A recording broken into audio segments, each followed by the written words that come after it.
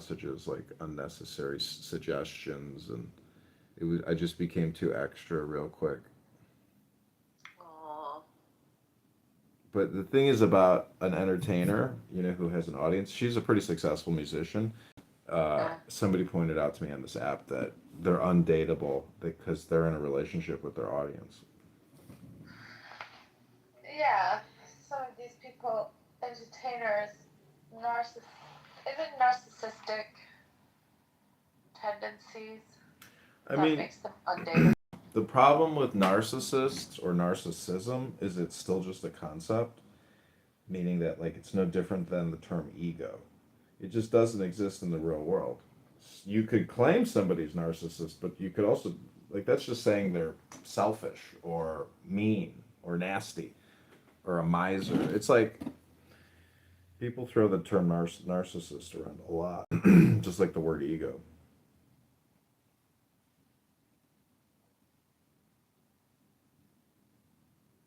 Yeah, but there's a few of them on this app.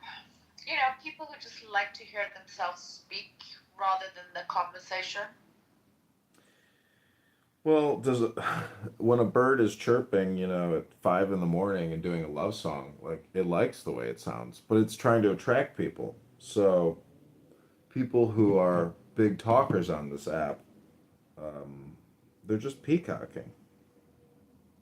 Yeah, I mean, not you, because you always just join your rooms, but No, this is my you know, peacocking. Barry. I'm a smarter peacock. This is an intelligent peacock speaking here or chirping here. Wait till I get to the roomie. Then you're gonna be like, "Oh, come to London, John. I want to make love to you, and take you to the fanciest dinner in all of London. Oh, the poetry, John, the ecstasy." Just a joke. Um. Okay, we're getting ready to read Rumi. The one prerequisite before you read Rumi is you smoke a little bit of cannabis. So I'm going to pack myself a little cannabis before I begin reading this ecstatically brilliant poetry by Dr. Rumi, professor of the soul.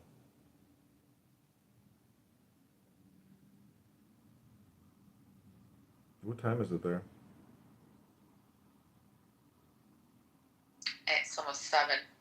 7 in the morning? No, in the evening. Oh.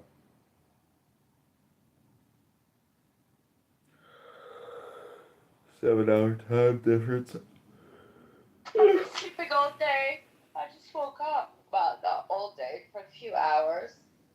I Mm, was up all night. I didn't go to sleep till 5:30 in the morning, 6 in the morning. Mm. I find time flies if you're like on this app sometimes and you've been drinking or you had a smoke or whatever you've done. And you come out here and time just flies and you spend your time like arguing with silly people. And I had so many back channels from like random people where I was in different rooms telling me how stupid the rooms were. I'm like, which room are you referring to? Because I'm only seeing these messages now. I don't know.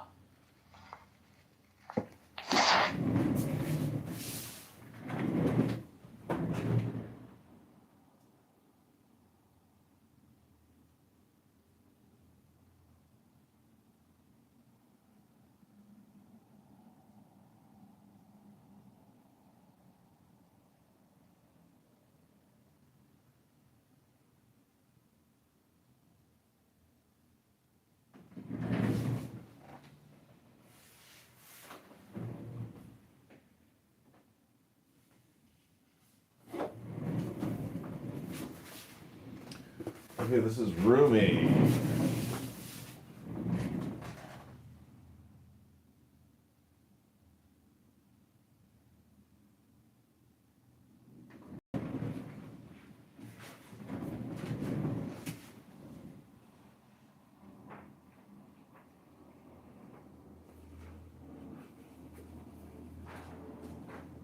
Okay, this is called Cuisine and Sex.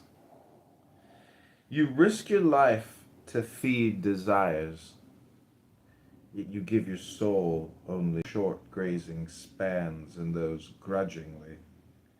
You borrow 10 and repay 14. Most of your decisions can be traced back to cuisine and sex. The fuel basket goes from one stokehold to the next. 6 friends hoist your handsomeness and carry it to the cemetery.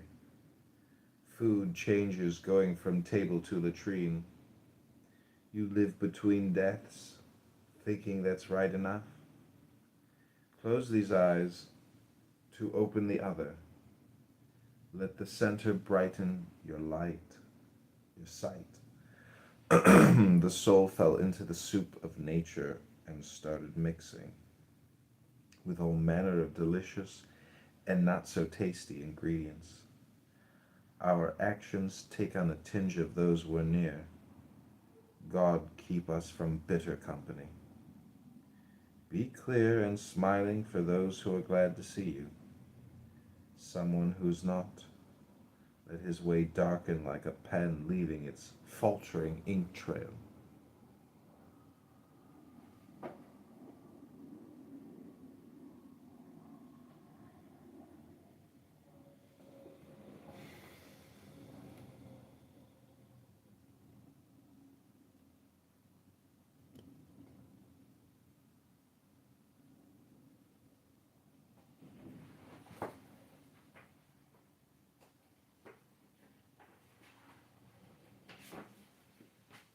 It's very difficult to translate, by the way. You know? Well, It sounds it's very not. different. I'm not translating it. This is like, some scholar who. Yeah, I know, but does it make sense to you? Yeah, this is poetry. I mean, it deals with God mostly. I mean, there's wisdom in Rumi's poetry. A lot of stuff like I read once it said like when the bird escapes the cage, it doesn't fly back to see what it doesn't fly back to gather up its droppings. It's like talking about relationships.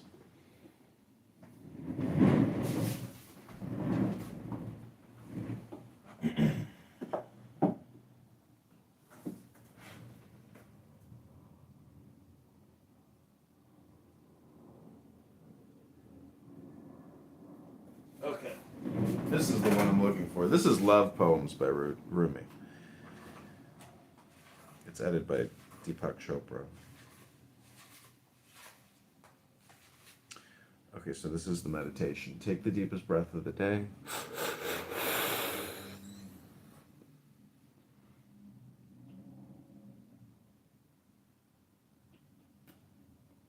The agony ecstasy of divine discontent, the moods of Rumi.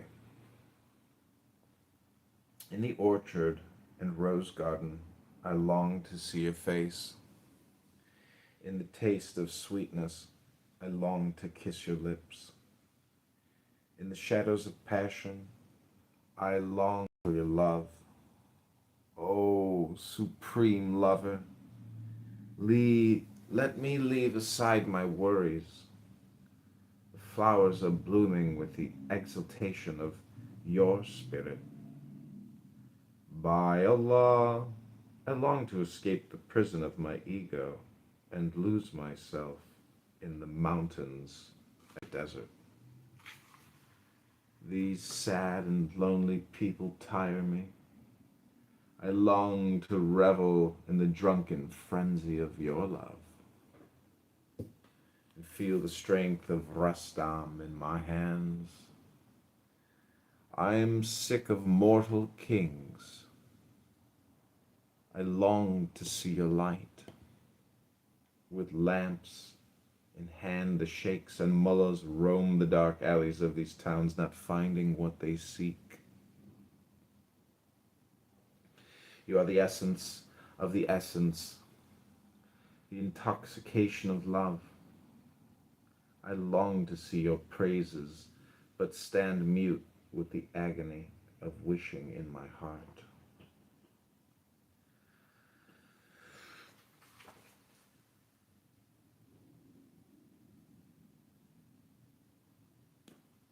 The agony of lovers burns with the fire of passion. Lovers leave traces of where they've been. The wailing of broken hearts is the doorway to God. The alchemy of love. You come to us from another world, from beyond the stars and void of space, transcendent, pure,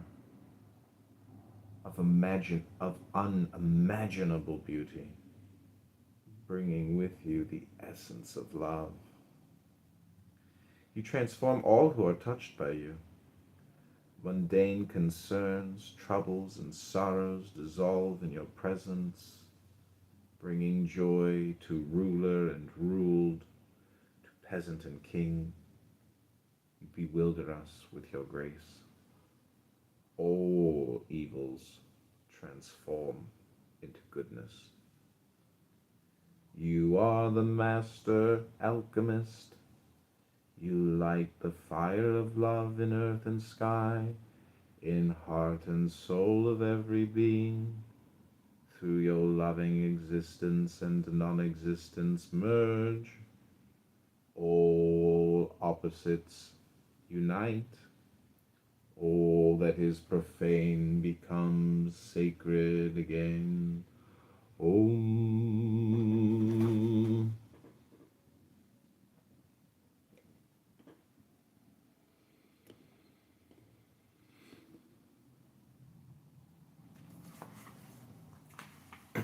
Aroused passion. O God, let all lovers be content. Give them happy endings. Let their lives be celebrations. Let their hearts dance in the fire of your love. My sweetheart, you have aroused my passion.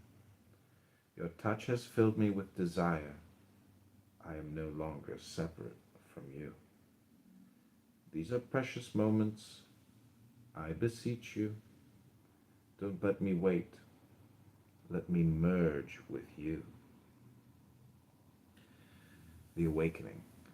In the early dawn of happiness, you gave me 3 kisses so that I would wake up to this moment of love. I tried to remember in my heart what I dreamt about during the night before I became aware of this morning of life. Found in my dreams, but the moon took me away, lifted me up to the firmament, and suspended me there. I saw how my heart had fallen on your path, singing a song. Between my love and my heart, things were happening which slowly made me recall everything. You arouse me with your touch, although I can't see your hands. You have kissed me with tenderness, although I haven't seen your lips. You are hidden from me, but it is you who keeps me alive. Perhaps the time will come when you will tire of kisses. I shall be happy, even for insults from you.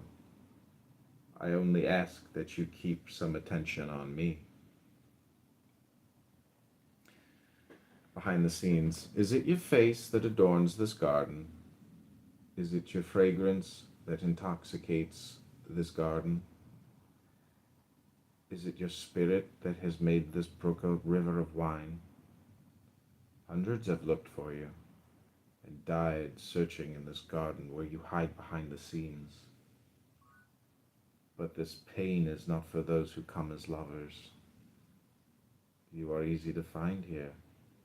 You are in the breeze and in the river of wine. Know that my beloved is hidden from everyone. Know that she is beyond the belief of all beliefs. Know that in my heart she is as clear as the moon. Know that she is the life in my body and in my soul.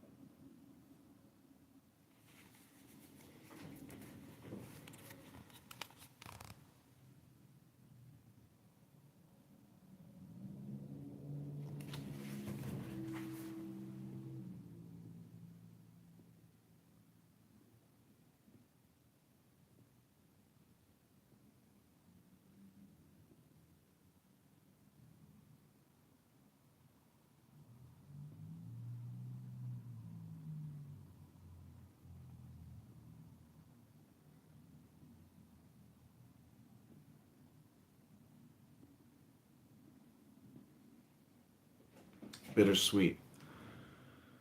In my hallucination, I saw my beloved's flower garden.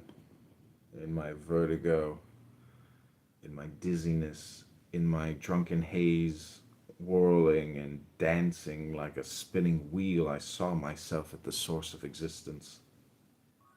I was there in the beginning, and I was the spirit of love. Now I am sober. There is only the hangover and the memory of love, and only the sorrow. I yearn for happiness. I ask for help. I want mercy. And my love says, look at me and hear me because I'm here just for that. I am your moon, and your moonlight too. I am your flower garden, and your water too. I have come all this way, eager for you, without shoes or shawl. I want you to laugh, to kill all your worries, to love you, to nourish you. Oh, sweet bitterness, I will soothe you and heal you. I will bring you roses. I too have been covered with thorns.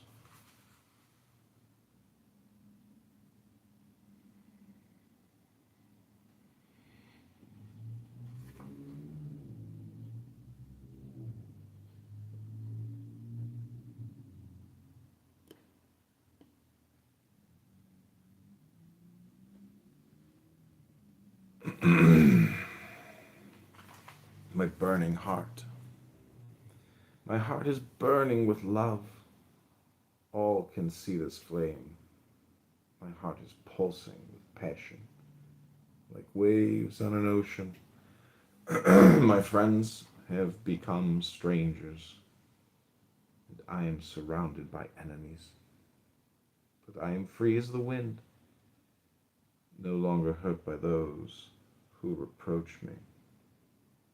I'm at home wherever I am, and in the room of lovers I can see with closed eyes the beauty that dances behind the veils, intoxicated with love.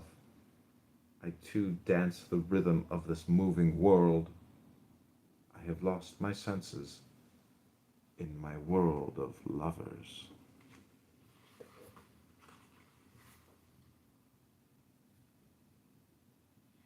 My burning heart.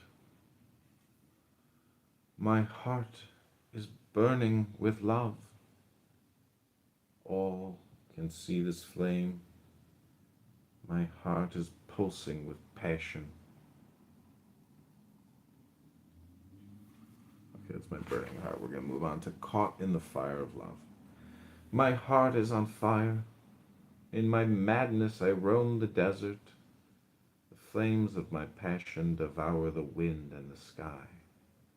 My cries of longing, my wails of sorrow are tormenting my soul. You wait patiently, looking into my intoxicated eyes. You accept my passion with the serenity of love. You are the master of existence. One day I shall be a lover like you. Come to me. I am your lover. Come to my side. I will open the gate to your love. Come settle with me. Let us be neighbors to the stars. You have been hiding so long, drifting aimlessly in the sea of my love. Even so, you have always been connected to me, concealed, revealed, in the known, in the unmanifest. I am life itself. You have been a prisoner of a little pond. I am the ocean, and its turbulent flood. Come, merge with me, leave this world of ignorance. Be with me, I will open the gate to your love. Defeated by love, the sky was lit by the splendor of the moon. So powerful, I fell to the ground. Your love has made me sure. I am ready to forsake this worldly life and surrender to the magnificence of your being.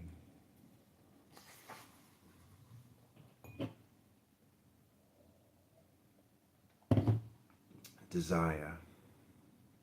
I desire you more than food or drink.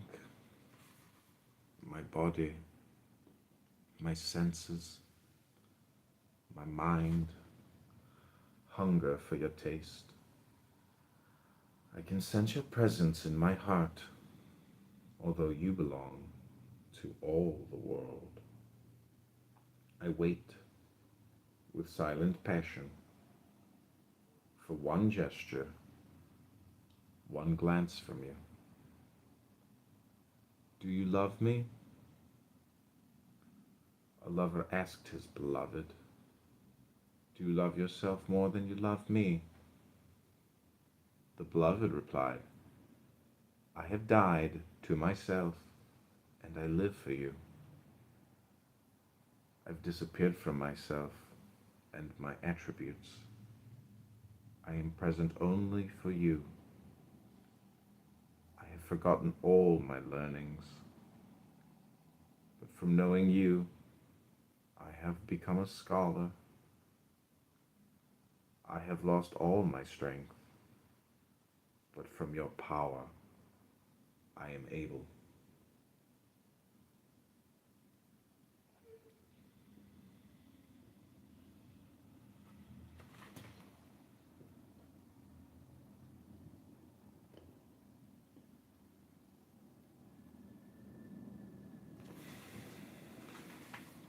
If I love myself, I love you. If I love you, I love myself. Dying to love. Die, die, die in this love. If you die in this love, your soul will be renewed. Die, die. Don't fear the death of that which is known. If you die to the temporal, you will become timeless. Die, die. Cut off those chains that hold you prisoner to the world of attachment. Die, die, die to the deathless, and you will be eternal. Die, die. Come out of this cloud. When you leave the cloud, you will be the effulgent moon. Die, die. Die to the din and the noise of mundane concerns. In the silence of love, you will find the spark of life.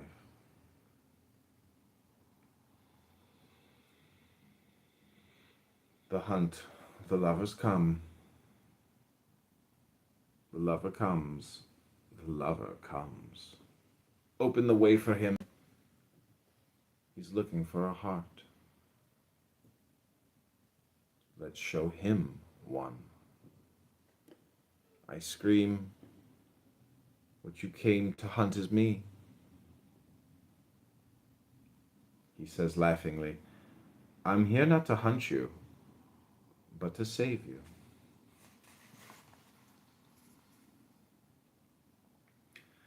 I am, and I am not.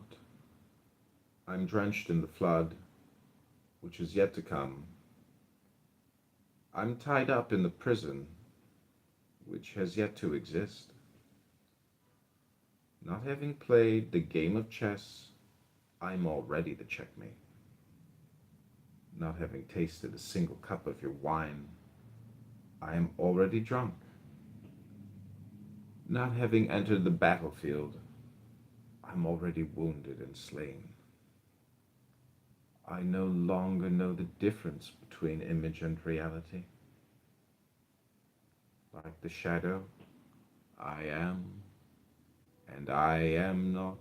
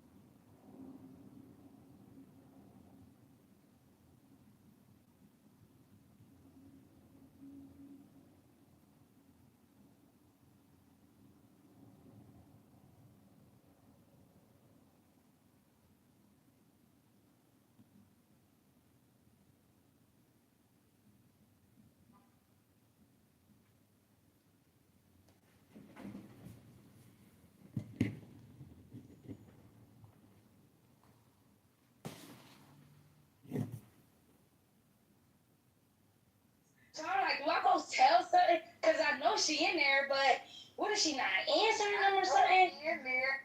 So then, How old is these people? Oh my oh, god. yeah, so I'm So saying, they playing hide and seek. Okay, this is Rumi Poetry Book Deep Hypnosis.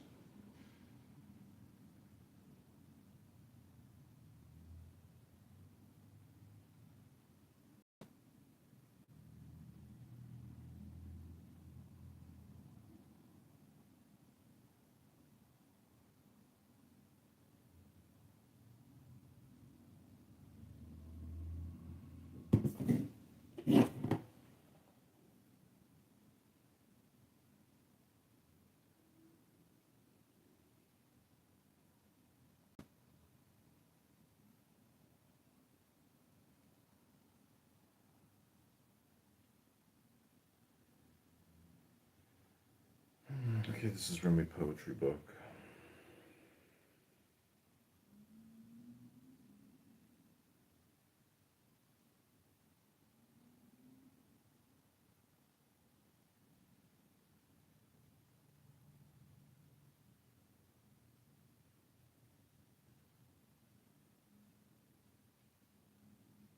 What up, George?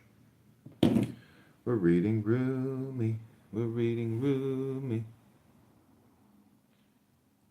Invite people to the room. Come up on the stage if you want to say anything. This is a meditation hypnosis room, an NLP, ASMR, therapeutic dialectic.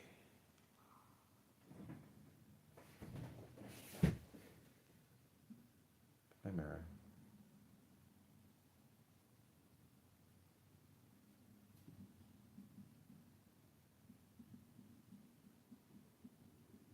Hi, Melissa. Welcome back.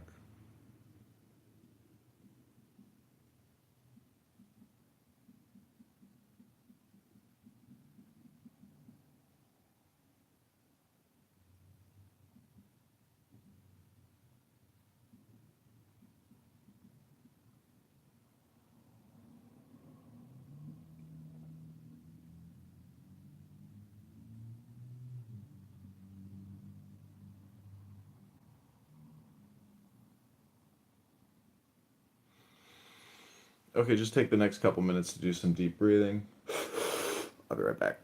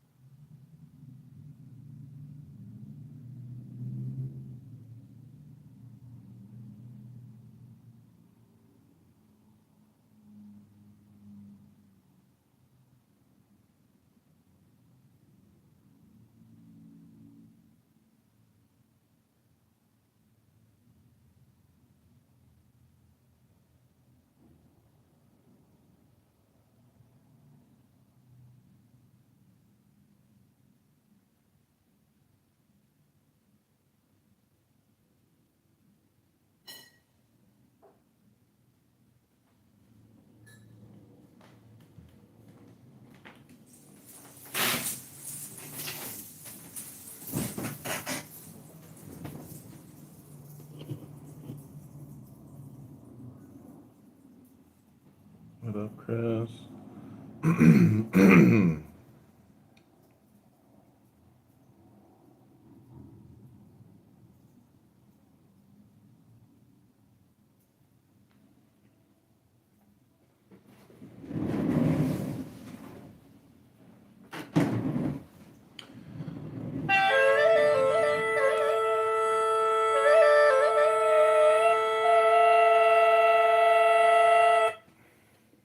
Got a big ass bug in my apartment. Coming out my mouth.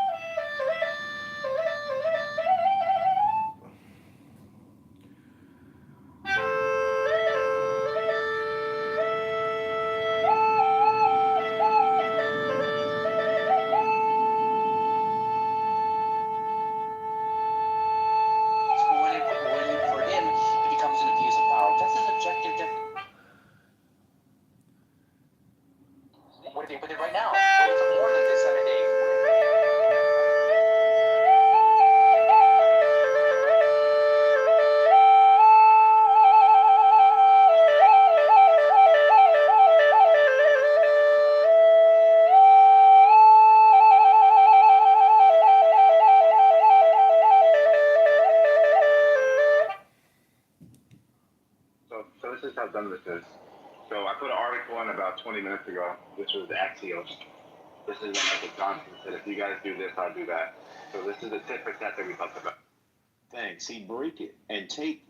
It said, "Take, eat. This is my body, which is broken for you. This do in."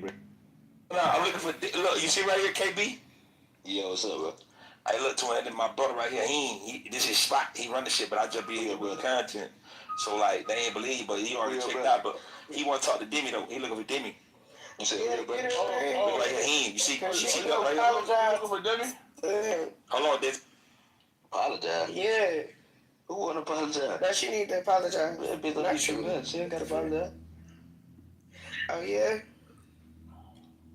Yeah, but listen. What categories? And the one that jumped into my head just now, Muhammad, as an example, is Beni Adam, mankind. You can be used credibly. She was very pleasant in her tone, very pleasant in her demeanor, but the end result, the effect was still the same. Once you know what a person is saying, that regardless of how nice and sweet and sappy it sounds, the end. Bro, I was in Kenya. Hold up. God damn, bro. I'm about to go on to work. Please let me finish this. Shit. So look, when I was in Kenya, all the little African kids did not play with me. All the real quick. These people right here being saved alive. Let me ask the better question in the yes or no form. Can you save alive these people? Yes. Not the seven Yes. Canaanite nations? Yes or no? Yes. Okay. So now man. I'm going to expound. Hold on. Moderation. You asked a question. It was clean. You want to expound on that question? It was a clean yes, too. You heard it, didn't you? Yeah. Before, like, there was not like an empire.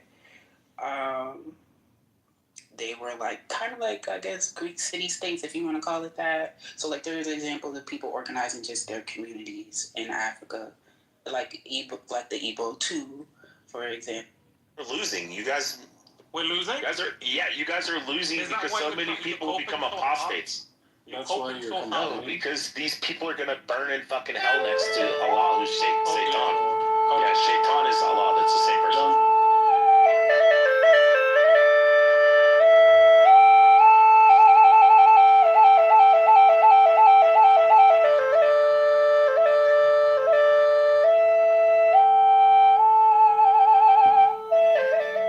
She might.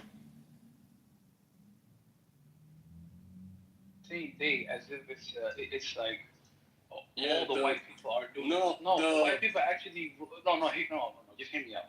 The faction that wants to purge the Jews. No, but hear me out. The ones that live in New York are okay with the people praying in Times Square. I'm not talking about those. And those people are okay with. Hear me out. They're okay with the Zionists. The white people, hear me out, bro. The white people that live in Dearborn. And then the consciousness, but our observation, our theories about those are all objective. Yeah, exactly. I agree with you there. Okay, good. But Yeah, sorry, Alpha. Go ahead. What were you gonna ask? no, I was wondering when Andre made his argument for the. Shoot, you're gonna have a watch party. We just watch it live. But now that we get telling you that we couldn't come no more, now all of a sudden you ain't buying nobody to graduation, this and that. When we said it from the get go, what you doing is this?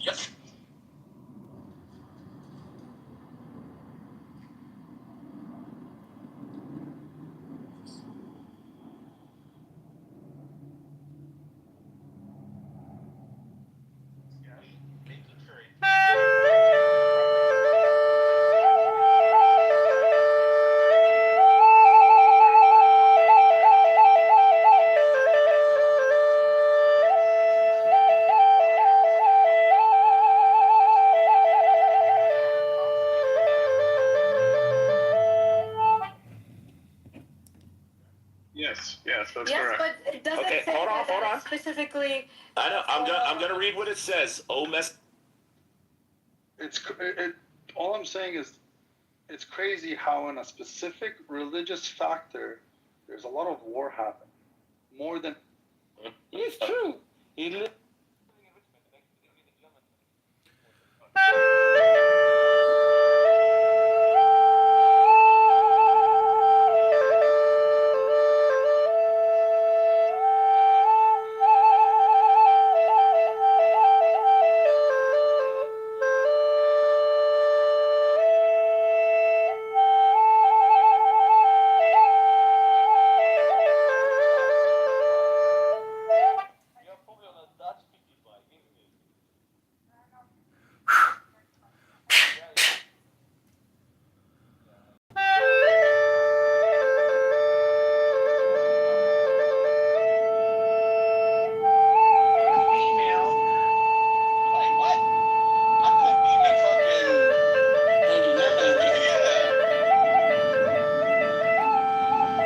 I just know a lot of people are moving here. Them businesses gonna move here. Let me put these jar drops in. I'm gonna go get the name of that company because I think they announced it. Cause I was watching the news and there's another company from New York. Hold on. So what'd you say, sister? I just wanted some clarity. Did y'all say Buddhism or Buddhism? Buddhism. Oh, I see. Okay, unseriousness is right. You want to convert? Great. Join it.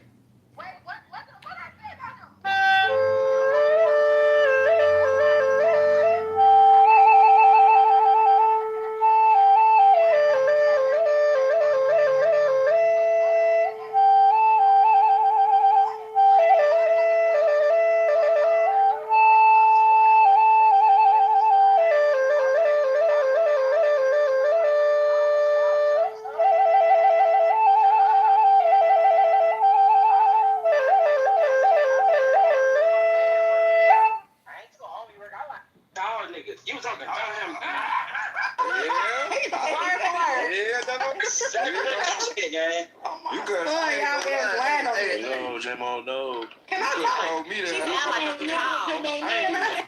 Ain't all they money. You know what I'm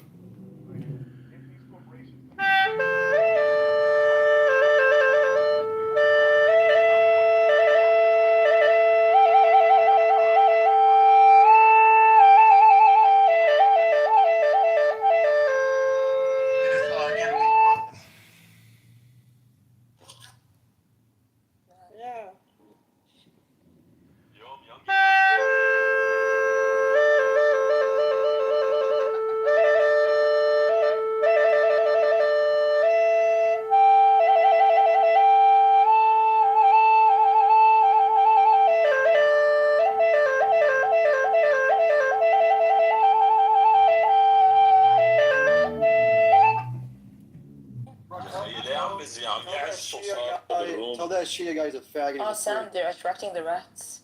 No, don't do this here, Agostino. Tell the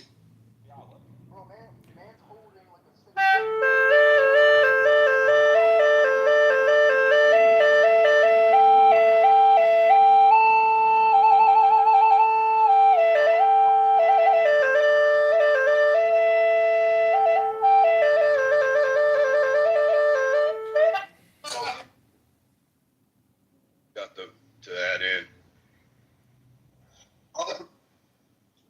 All praises, all praises. I've been hearing that all day, all night, you know. Give me that Luke 21. I don't know if y'all read it. I've been moving around.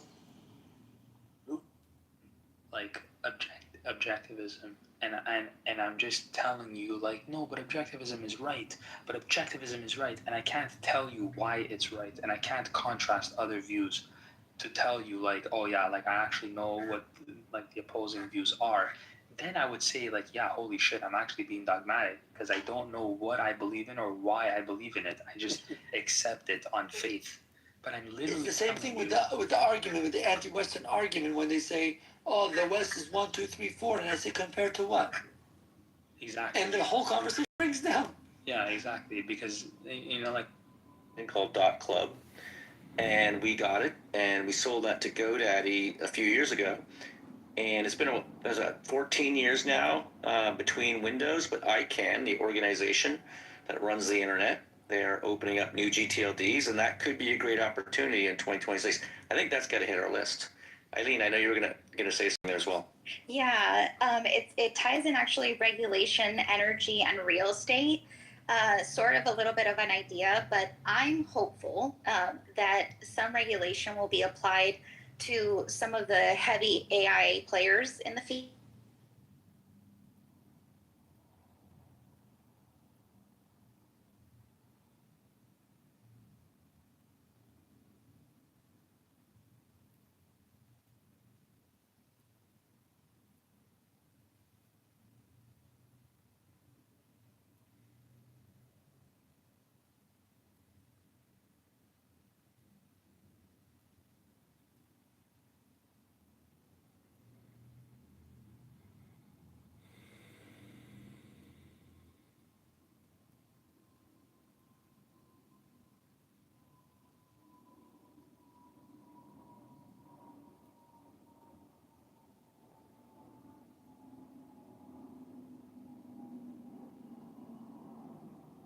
I don't know.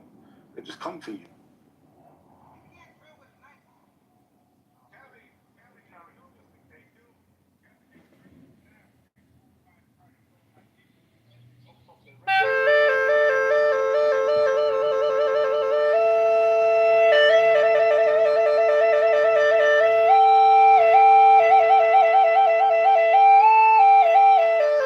میخواستم بگم یادید که امیر حسین قبلیه رو اینجوری نابود کرد پلاسم پرید جدی؟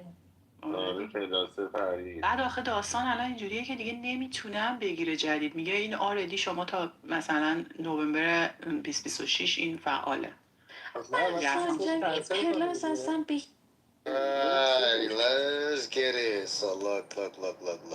This is a real story. This happened earlier this week. So if y'all don't know who Georgia, I answered your question. And you're not accepting the answer. Your God You're not saying accepting the answer. that if a man fucked a prepubescent little girl after his marriage.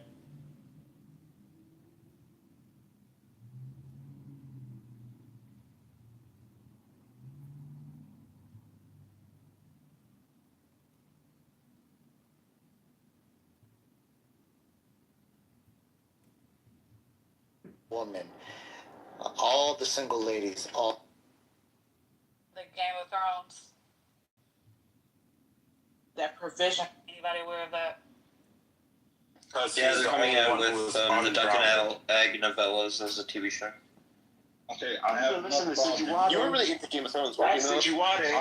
Yeah, that's very into Game of Thrones. I got told to the lore back I don't know, 5 years ago. I was like super are into you like dude? oh Do my you, god, do who's you this believe that the minor AP house analysis kind of Like the Black brackets. Americans Yeah, kind of disregards other Black identities across the world. So like And I this think is it why just people say, focuses "Oh, well, on you mostly no, those who are no." When people come here, coming in line the of chattel West. enslavement. No, I in came America. to the West. My family came to the West. It's Yes, of course another the West has level. problems. So the industry doesn't mess with her. Humans Like, live they here. don't. But at the end of the day, Humans. Like she's men going to make like money you. for her label. They need So she's food, going to get they all the need same sex, resources. they need And housing. Azalea Banks has never had that. When you She's say never the actually West, had. compared to what? Please, for goodness, for whatever sake. Because of tax reasons, because of just policy. Like, you know, here's the thing about a lot of Democrats, right? People like Obama. White nationalist Christians are for things like critical race theory? No. No, why not? Well, because they benefit, they profit off of they profit colonialism. Okay, so that's even why I'm getting these neocolonialism. YouTube But what clips does all this the have time. to do? What is critical race theory, bro? What does it have to do with Are you getting them colonialism? as well? So we're getting there slowly. What Because does white when you say, nationalism have to do with colonialism? yeah, you just have to track the conversation. This goes back to Did that Biden. work? You're so weird. You're is weird. I love you. You're weird. I didn't even want to call me on God. He beat your ass, call me. My mom putting up with Drake. You are is weird. That nigga said it. You not gonna touch her no more, bro. She want the arms now. fight you. I'm on chain.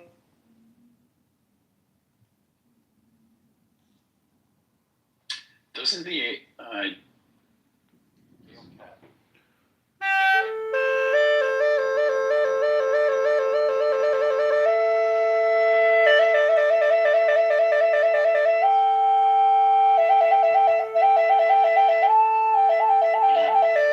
tip up abs on that. Okay, what were you gonna ask, Will? I think the account is not like the persona is not dead and gone. It's just outside of your visibility at the moment. Correct. That is correct. Who? We'll just log back in and change everything later. I love it when she does. Hey, John, I think the election has done really wonderful things for you. Because I was sitting there and I was remember all those times I would come into your room and you would say like really, really mean things about me. So if you look at the Democrats and you say that they're... Every time I came in, you would just be like so harsh about how I don't know anything and how stupid I am and how much I blab. Remember that? Keep going. Oh, no, just all that kind of stuff. And you were really consistent with it. And I just wanted to say that, yeah, I think it's been nice having this different, more mature, just a kinder side of you.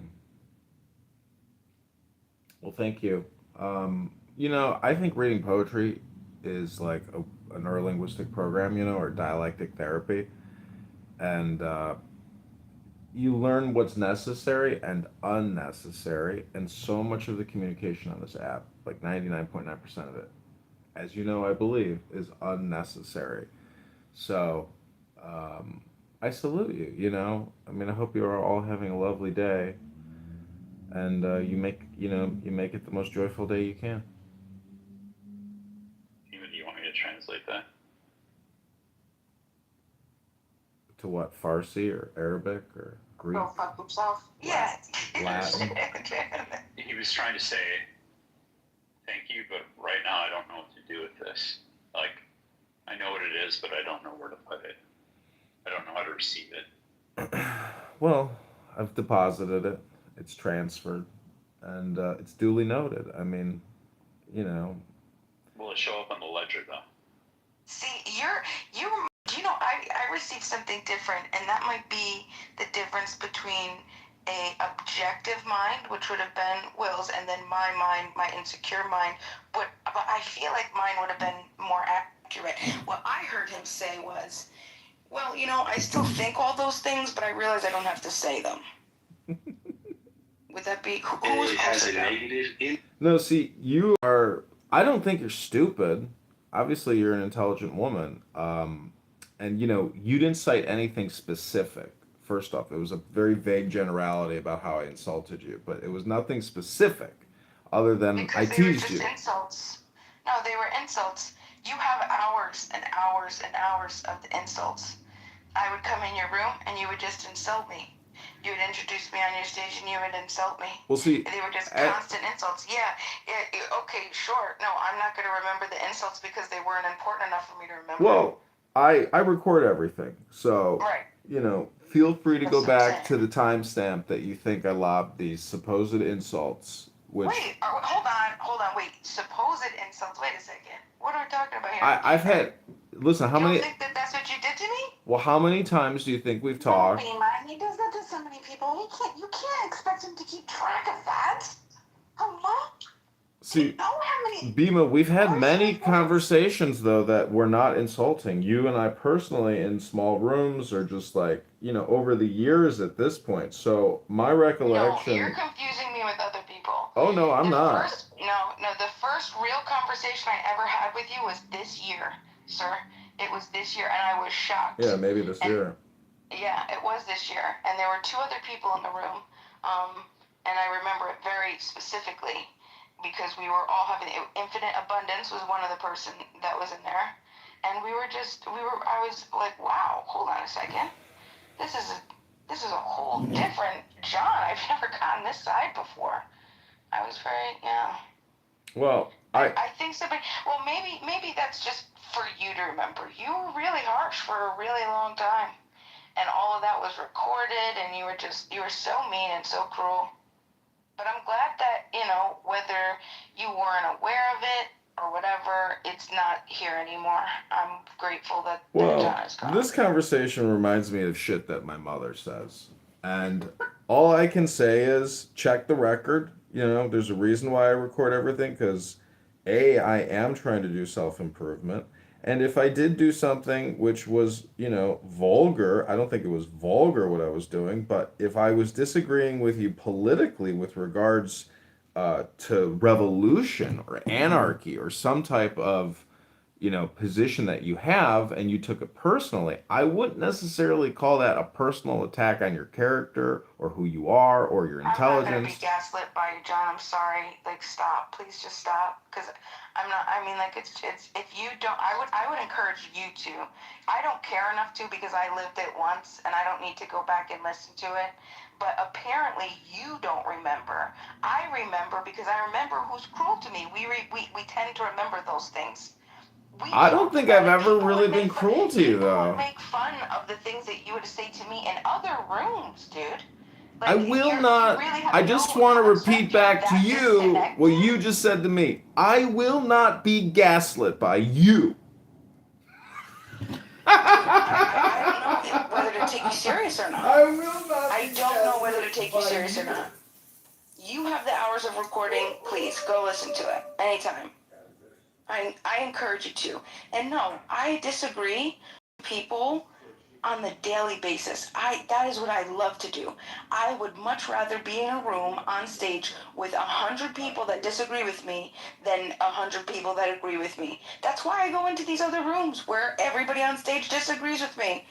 The only pro-pally boys on a whole stage of 20 people. I do it all the time. I never have issues with people insulting me. I understand that they don't like my positions, but they stay, focused on the topic.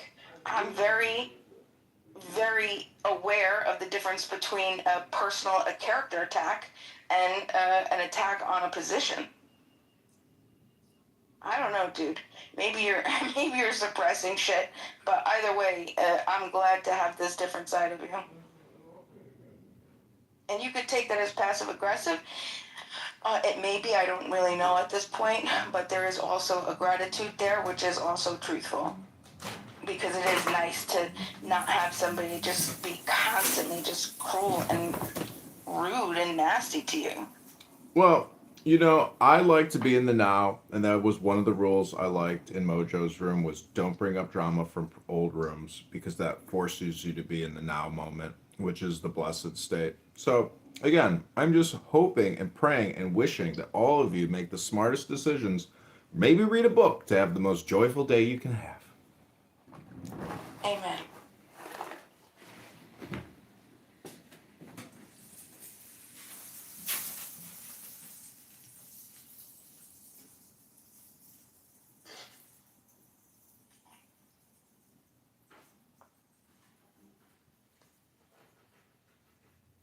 Oh, did he?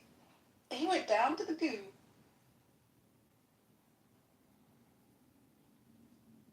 I like this. We're solving problems. Who's next? I'm sorry, I mean, we're working on Will's flat ass. We're working on Prima and John. You can't. Who's next? Please don't talk about my ass with John. This is. Oh, I'm sorry. It's going to be archived. Yeah. It's going to be archived in infamy, and it's probably going to be part of some AI data set 1,000 years from now. Okay, so what do you think happens? I'm sauteing some potatoes now with my onions. What do you think happens to the bone broth if I stick a little bone broth in there? Am I boiling out all the good stuff? Well, you've taken away the caramelization that's occurred. Sort of thwarted that. Oh, but it's so beautiful and brown, I don't care. The onions are gorgeous. Well, I didn't understand that. Was that like a celebration of? I Actually, don't boil it, bro. Heat it up, but don't boil it. That'll Don't boil it. be a better way to go. Yeah, just get it warm, but don't boil it.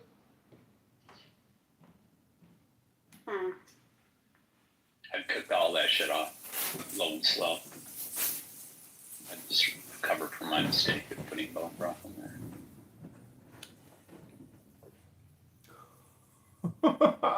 It kicked me. It kicked me to the goo. It won't boil. It's just gonna take it forever. So it'll be 5 o'clock again.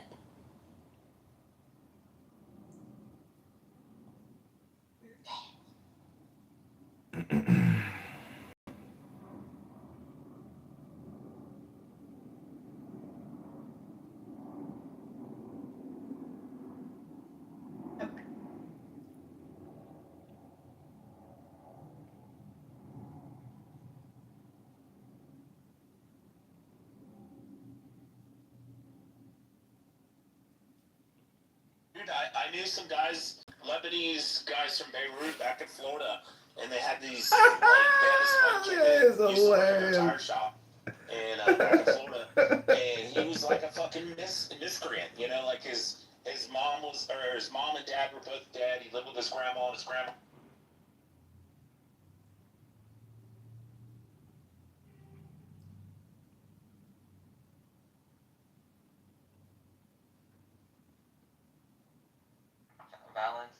Council of Valence, Council of Quercy, Ticinus.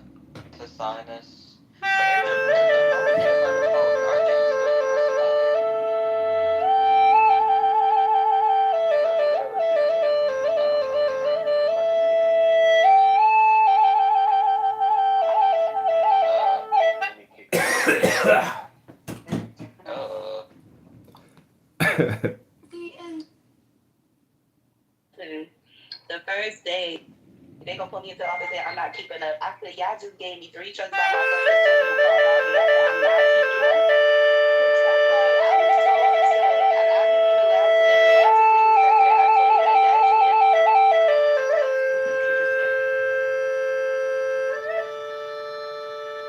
A lot, everybody in here kind of new. Who are these people? These are mostly people from Yonkers. Oh, I remember when Bart, yeah. I don't be on here that much, but I remember when Bart made the room. It was like a couple months ago, like 3 months ago or some shit. Yeah. What's wrong with you, man? What I do, Jojo? You will start seeing things opening up for you. You'll start attracting people. Things will start coming together, clicking for you.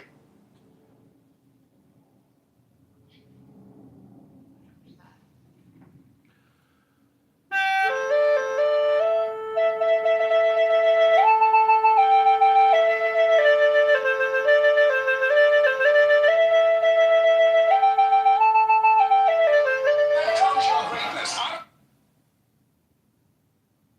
Who are you?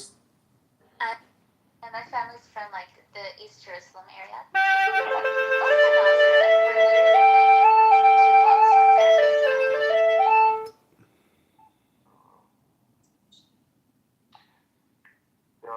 By the way, Mira, speaking of the Palestinian guy, he just happened to randomly message me.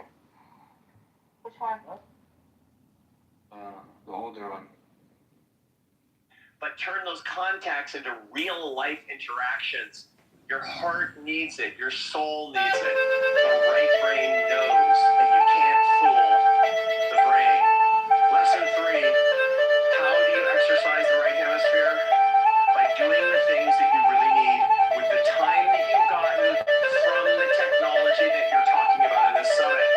Love abundantly. My friends, I've got the data. I've been doing this for years. People say, what's the solution? What's the secret to happiness? Here's what it is. Happiness is love. Full stop. I'm talking about the way that you love other people. The most complex thing you can do, by the way, is falling in love romantically, because it's the most unpredictable thing. People have been trying to figure that out to solve that problem. The dating apps have tried algorithmically to solve that problem. No, you know it's not true. It's impossible. And that's the beautiful thing about it. opening yourself up to the heartbreak and to the thrills of love. And for those of you like me who've been married for 1,000 years, that's the best kind of love there is. That's really where we need to spend our time that we bought with the tech. Second is your soul, the work that you're doing with your soul, the relationship that you have with the divine. As you understand the divine, the antenna to the divine is on the right side of your brain. Do not limit yourself to the left side, because that's shutting down the antenna of the ultimate needs that you have. The world tells you that the secret to happiness is just to love things and use people and worship yourself. But the truth is that you should love people and use things and worship the divine. But your antenna to the divine is turned off if your right brain is extinguished. Third is nature. You need more beauty. The shocking thing that I see today is the average child in America spends between 4 and 7 minutes in nature a day, and between 4 and 7 hours on the screens every day. That's the wrong proportion. Buy the time with the efficiency tool. I'm tied up in the prison, which has yet to exist. Not having played the game of chess, I'm already the checkmate. Not having tasted a single cup of your wine, I am already drunk. Not having entered the battlefield, I'm already wounded and slain. I no longer know the difference between image and reality. Like the shadow, I am, Sounds like shit my mom says. and I am not.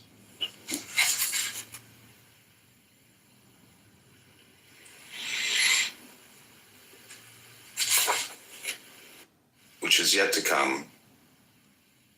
I'm tied up in the prison, which has yet to exist. Oh, Nora Bandura. Not having played the game of chess, I'm already the checkmate. Not having tasted a single cup of your wine, I am already drunk. Not having entered the battlefield, I'm already wounded Harlequin and is slain. here, my man. The man with a plan. I've been reading Rumi all morning, working on my happiness, unlike other people on this app who want to just like stir the pot, create drama again, bringing up things from the past all the time. What are you saying, John? Like we don't need all that to create drama. We can just create the drama right here and now between the two of us. No, the point is, in the now, there's no drama. There's no drama? Not in the now. What's everybody doing? Creating What's everybody so drama. loud and noisy about every day? There's a saying that you are the sky, everything else is just the weather.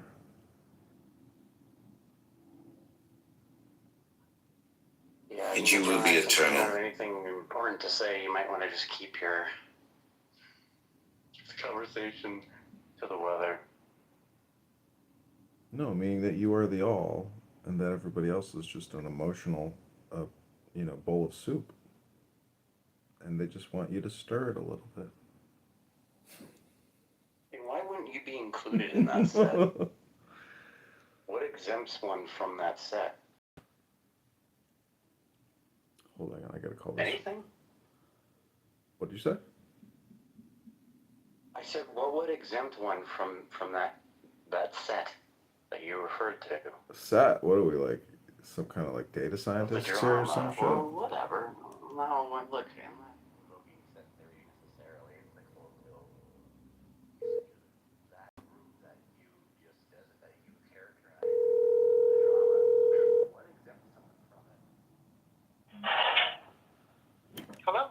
Hi, is this bungalow? I tried to make a reservation, but I got the time wrong. I've made it for 5. I was wondering if it's possible to do like 7:30 instead. Yeah, let me take a look. You said you made a reservation for tonight? Yeah, Yeah, give me 1 second. What was the name under the reservation? John Kitover. I thought it. John. Yeah, we've got you booked for 2 guys, and you were hoping to change that to something a little later? Yeah, maybe 7:30. Yeah, let me see if I have anything available. Give me 1 sec. Sorry, it's November 7th. I was confusing that for 7 p.m. Oh, no way.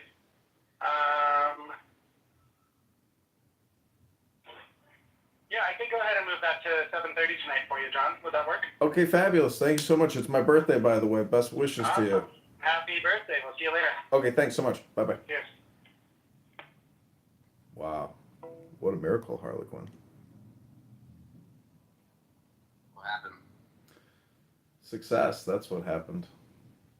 Oh yeah, what reservation went through? My attention petered out there at the end. I'm talking to my delivery driver. What happened? I got us into this like super hard RSVP restaurant for 7:30, which is, you know, prime time reservation. Who are you going with? A doctor. An oral surgeon. Nice. Oh, wow. I'll do that. She already told me though, no late night. She's like, I got work at 7:30 in the morning. I'm like, well, what does that mean? Like, I'm just taking you out for dinner and dropping you off? Because that's lame. On a Friday night? I'm sorry, say that one more time? Yeah.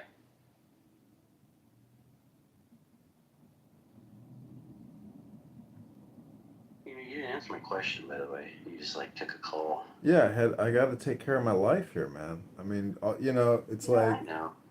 But you do avoid me often. What do you think's more important? I realized that the other day, too. I was thinking about it, how I've kind of been under the impression that I've avoided you, just as I've avoided my higher self. But, you've avoided me as well, and why shouldn't that be the case? Yeah, You know?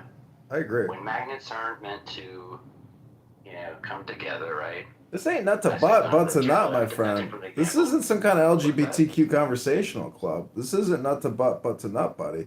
Like, I am here for self-development and personal improvement. So, you know, it's about, unfortunately, developing myself. And in the process, I hope that other people might get a clue that, you know, they're the weather. Do you think you're creating and or cultivating and creating, or do you just think you happen to be catalyzing? I think those things can be very different. I think you can be a catalyst, and it can almost be seemingly unrelated, right? Like it should be the case that I could catalyze some event subsequently, right? It could be unrelated, other than just the bare bones of it. Like I do X and that causes, Y, and down the road Z. But they may not have any other identity relation on the surface of it, right? Whereas if you're trying to cultivate and create something, I don't know, it seems more deliberate toward that end.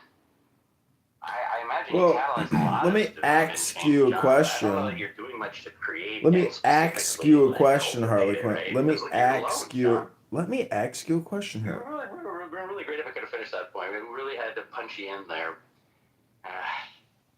Go ahead, repeat it. Get that punchy. On a person's conclusion, it just makes them look like they've been gibberating the whole time. Gibberating? So never saw that in categories come up. Let me ask you a question. Describe to me putting together a plate of Thanksgiving food. And then tell me which item on... Or a plate. A plate. And then tell me which item on that Thanksgiving plate. On plate. Can we do the plate?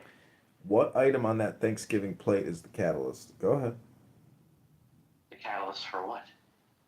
You were talking about catalysts, and I'm asking you to describe what is a Thanksgiving plate, on your plate, and what item on that plate, which food item would you consider the catalyst? I think I could better get an idea, and we could shape it by way of understanding what it is that ends up being, catalyzed. Well, you just basically gave me a bag full of items, and I'm trying to create a metaphor to basically tell you that, everything you're saying is somewhat pointless because it's the all, and unfortunately, you are discriminating, and therefore I have to say, your intellectual, philosophical position is very tentative and at risk of falling apart instantaneously.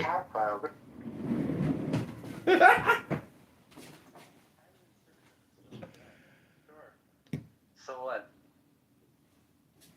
I mean, I think I've asked more questions and maybe drawn a few patterns that I've noticed, but I don't have any hard conclusions here, Just something I've noticed. It just seems to me that it's a label or even a veneer to say I am here for development. But if I point to the room being empty, or if I just ask the simple question, are you trying to cultivate and create like deliberately? Because then it would just seem that, to me, it would be the case that you would be all about the furnishing of the content of what it means to be developed or to develop oneself, instead of just simply reiterating and recapitulating the label, you know, the category. This is self-development, right? Like, okay, but in virtue of what, other than just the assertion? Because it seems to me, like I was saying earlier, before you so rudely cut me off, is that if, as I said, I used to think that, you know, I'm avoiding you, but I've more so recently come to the understanding that I think you've avoided me as well. And I think there's a reason for that, right? Like, polar opposites, but like in a way, polar opposites have much in common for that like same reason. If you look at like archetypes and tropes, like literary tropes, are like this. Give you an example. Do you I don't suppose you watch well, are you familiar with like different tropes, like the empty hero trope, for example, that archetype? It's a somewhat modern label, but it's on a age-old archetype. You familiar at all, like even vaguely, John, with that? No. Yes? No, I never heard of it. Well, you contrast the Harlequin archetype quite well, because with the Harlequin archetype, it's almost seen as like a lower energy, a lower god that mocks from afar the institutions, the status quo, the powers that be. You're in the court, but you're a peasant, right? So there's this duality within the archetype, but it's a lower subversion, right? It's like you are a lower god that subverts as opposed to the high and mighty god that smashes and bulldozes his way through. And that's actually more so the empty hero, right? That's what I'm contrasting the Harlequin archetype with. The empty hero that sort of like modally, or like the avatar mode, right? You have this light switch on, and suddenly this person is just like in a very two-dimensional way, just about the business, about the doing, about the action, about the flow state. And there's not like any more personality there, right? So it's a very like, yeah, it's kind of a flat archetype, but archetypes kind of are that way, right? Anyway, I just think it's interesting because I could consider that all this time I've been sort of floating around and wasting time in some of these debate bro rooms instead of just, you know, up to hijinks like your dumbasses.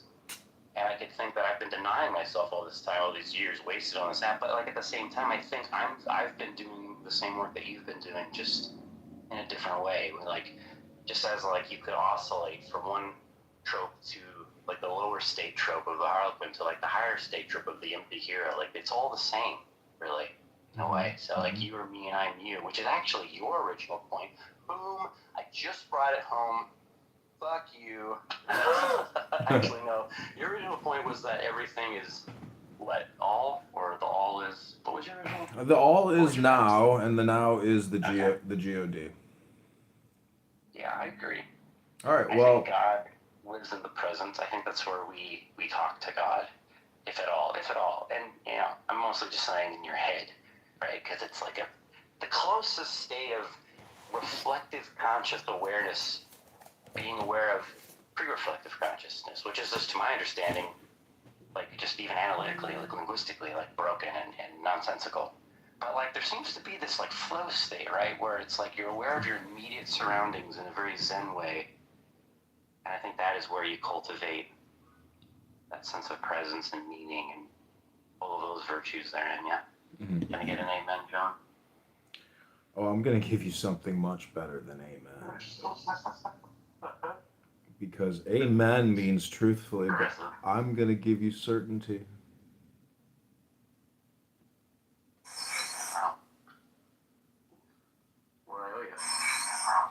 Have you seen that movie Wishmaster? Sorry, which movie? Wishmaster. I'm not. Well, you should go on YouTube and watch it. It's just kind of funny. All right, then. I'll do that. Good day to you. Oh, wait, I'm not finished yet. Oh, he left. Okay, Tara Q. Chavez.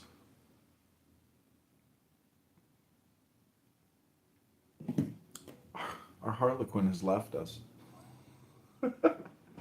Too bad.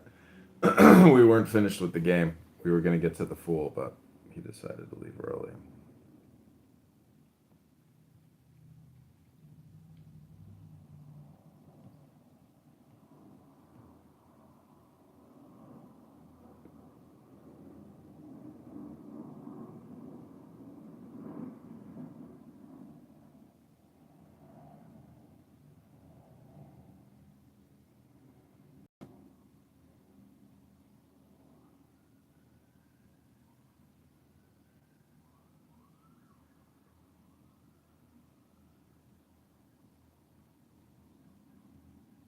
You understand that? I understand. I didn't leave. So I didn't leave. I didn't leave my country. I'm born here. Yes, you're the son of refugees. Your parents fled war, correct? No. That's an assumption. That's an assumption you're telling us. Like the assumption you just made. And you again, and again, It's a pretty logical assumption. and again, you wrong. Oh, really? Why did your parents flee the Central African Republic? I don't have to answer you. No, you Who don't. said that they? Who said that they? Because the answer is obvious. No. Yes. Yes, it is. No, maybe you let other people speak a little bit. All right, let's have other people speak. Go ahead. I want to tell you, I want Nadia, a little bit, let other people speak. Candidate, why you are not my friend? Candidate, who are you? We are friends, Amos. No, I haven't seen. What now we are friends? No. Till now, only you ask me, but I don't know who you are. You want to remind me who you are, candidate? I live in Chicago. My grandparents are Jewish. My father's Jewish. My aunt is Jewish. My uncles are Jewish. My cousins are Jewish. And where do you come to Israel? Last time I was there was 2017, maybe 2016. Tel Aviv. Stayed at the Dan Hotel. You be smoking that weed. That's Gaza cheddar cheese. that you Tel Aviv weed. I see. Well, if it helps you coexist in the now, well, then you're in the blessed state, the peaceful state. So, mazel tov. Mazel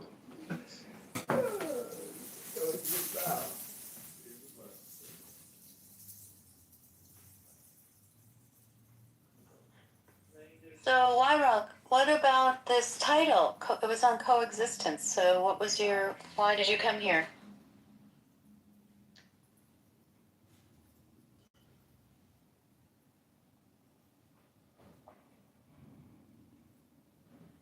And we're not hearing an answer. Maybe he needs more aid for his civil war from Israel.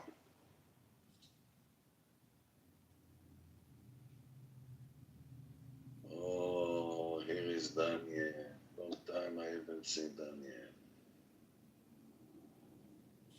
Here comes the biggest Kahanis on the app. Yeah. One of the most biggest in the clubhouse. It's true. Excuse me, I wasn't there. Somebody was talking to me. No, Wyrock, we're talking to Daniel. Shabbat Shalom. Shabbat Shalom. Shabbat Shalom, Machi. Shabbat Shalom, everyone. Even to my favorite Hamasnik Amos. Shabbat Shalom, Amos. What about to the Kahanis from Brooklyn near Norman? The Kahanis. To everyone, but especially to the Hamas supporters. Hamas reporter, more Darim. Can you believe the chutzpah of these Hamas in the tunnels? They don't want to give up their weapons. They're in the tunnels and they want us to get them out of there, but they don't want to give up their weapons. It's kind of unbelievable. I want weapons allowed in Israel. We're talking about Gaza now. I mean, it will quite be unfair if like Israel has weapons to combat people in Gaza don't have. Why, Rock? We're talking about Hamas terrorists in the tunnels right now. Hey guys, could I just speak to Amos for 1 second? Sorry. Go on. Welcome to Connect. Welcome to Connect. Amos, are you there? Sexy voice like this. Oh, shut the fuck up. Listen, don't say that. I just wanted to say, could you stop giving Samson mod, please? Because he keeps kicking me and my friends out from your rooms for no reason. Samson, I never give Samson a... He's been getting mod the past week, and I keep getting kicked out for no reason, and my friends keep getting kicked out too. Okay, stay. Samson will come in a minute. I want you to come and to hear and to hear you. Why you think he kicked you? No, honestly, I don't even comment. I'm just in the audience, and then suddenly he just kicks me, and he's the only mod He's besides not you. allowed to. First, I had you back. No, everybody had me. I got better. I apologize. Second, I don't agree any moderator I give. You know, it's a block. It's a rule. It's something like iron that nobody is allowed to block someone or so out from the room. Only I allow the green to mute, or if people like Amora bothering so much, so we can put them down on the... No, he just keeps kicking people out, so please don't give him moderator again. Okay, I'm very glad that you told me, but I would like you to stay and... I'm gonna stay, but just don't give him listen to Samson what he has to say about it. I'm sure in 10-15 minutes he will arrive. Okay, thank you. I know he would be here. And I like to hear his side, not only say kick him. Yeah, no problem. Sorry guys, continue. Back to coexistence now. Yeah, great. Do you have something to say about my country? Heard a little bit. What did you have to say?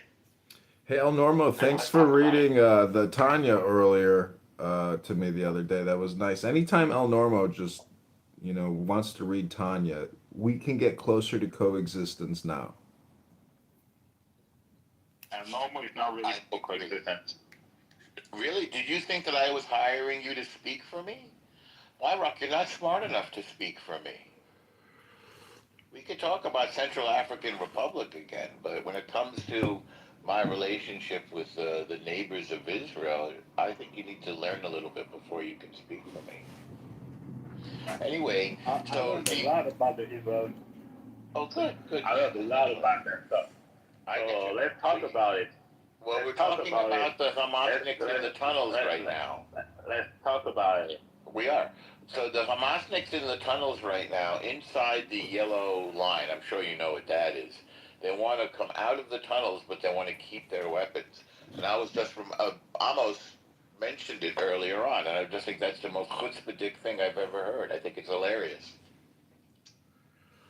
By the way, in this opinion, what you say, I'm the Hamasnik, like the Hamas, in this is I'm very, we say, I'm very Victor Lieberman.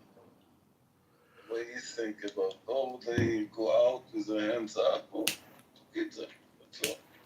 We move them to Israel, investigate who are those people. Some of them are killing our soldiers today.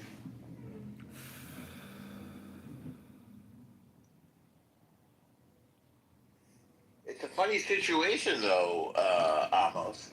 And I'm surprised Israel's not just killing them. But maybe we want to use... Because you honor Majesty Donald Trump will not let Israel kill them. You could be right. But how would Isn't it funny how Amos has a coexistence? It's like a people and kill them. Your Trump is not letting us kill them. Yeah. I get you. It's famous on the newspaper. The Hamas I get you. released them. And Israel, Right. very stupid. If it was Bibi Netanyahu, they were already released. But it's good that they're still keeping them. They show even movies how they pray like this. As long as they keep the last body, especially the last keeping one body, everybody was sure that he's the soldier, what is his name? The longest time. You mean Gilad Shalit? Golden. Adar Golden. There's also a person with mental issues. Adar Golden. Oh, Adar Golden, I'm talking. So he's From before October 7th? Yeah. He's 11 years he's in us. From Tzuk Eitan. Is he a body or a person? Israel know for sure that they know where he is. No, they know where he is. They do. Of course they know where he is. That's the thing. If any, from all the hostages, if there's one that they know where he is, it's Adar Golden. He wasn't like buried during the war, or the person that did it is lost and no one knows.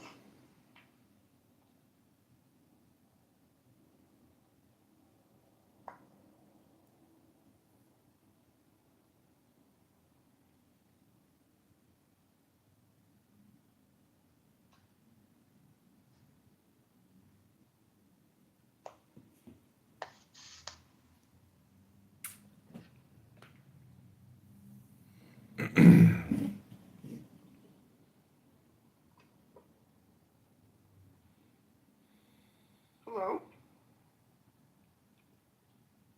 Hello? You want to read some Tanya? Well, I have some Rumi. Do you want to hear some Rumi? It's just Rumi love poetry.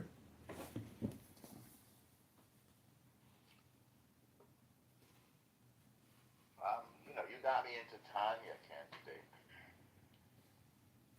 Well, my friend, my Jewish friend Max and his father have a business called Pronunciation Workshop, and they teach international speakers how to speak American English, and 80% of their customers are Muslims.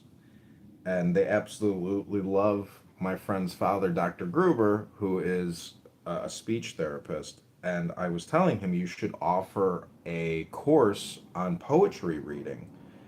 And I like to think that what he does is actually hypnosis for his clients, but he teaches his clients how to speak American English. And anyways, I told him he should read Rumi. Then he was worried that Rumi might have, anti-Jewish stuff in there, and there could be, but this Love Rumi poetry book I have does not. But it's a really nice poem. I'll just read you a quick one. It's called Surrender. It says, "In love, nothing is eternal but drinking your wine. There is no reason for bringing my life to you other than losing it. I said, I just want to know you and then disappear. She said, knowing me does not mean dying." So it deals a little bit with the Shekhinah, like the feminine aspect of the divine or God, stuff like that.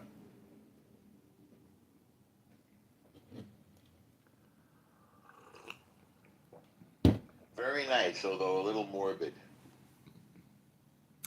Well, can't make an omelet without. I think that was a Bolshevik expression, if I'm not mistaken. Well, the Jewish expression is split the pumpkin while it's boiling.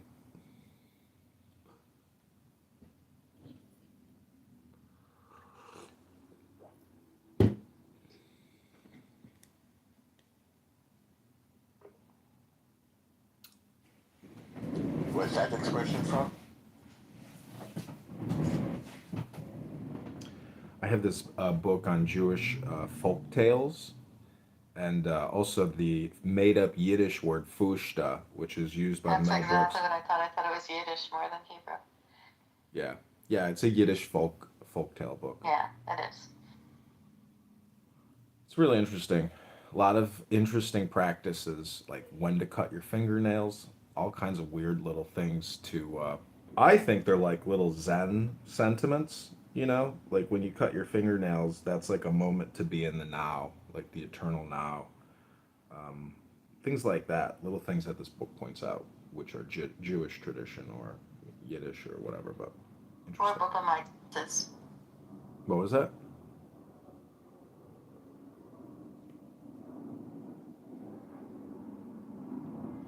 Does your husband like hearing Yiddish folk tales or like Yiddishisms from your Grace? Does he find it interesting? Does my husband?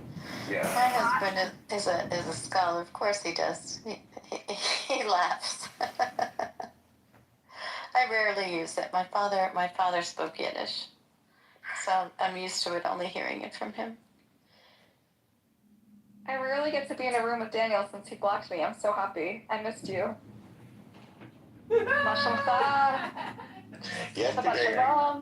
Yesterday, I davened with a whole bunch of Babos Hasidim. So they were all just talking away in Yiddish. It's kind of unusual experience to be around, to be surrounded by Yiddish speakers. Now, Norma, I just asked my husband, and he said he likes it when I speak Yiddish. I thought he would. I thought those old folky expressions are, they have similarities with expressions from Chinese.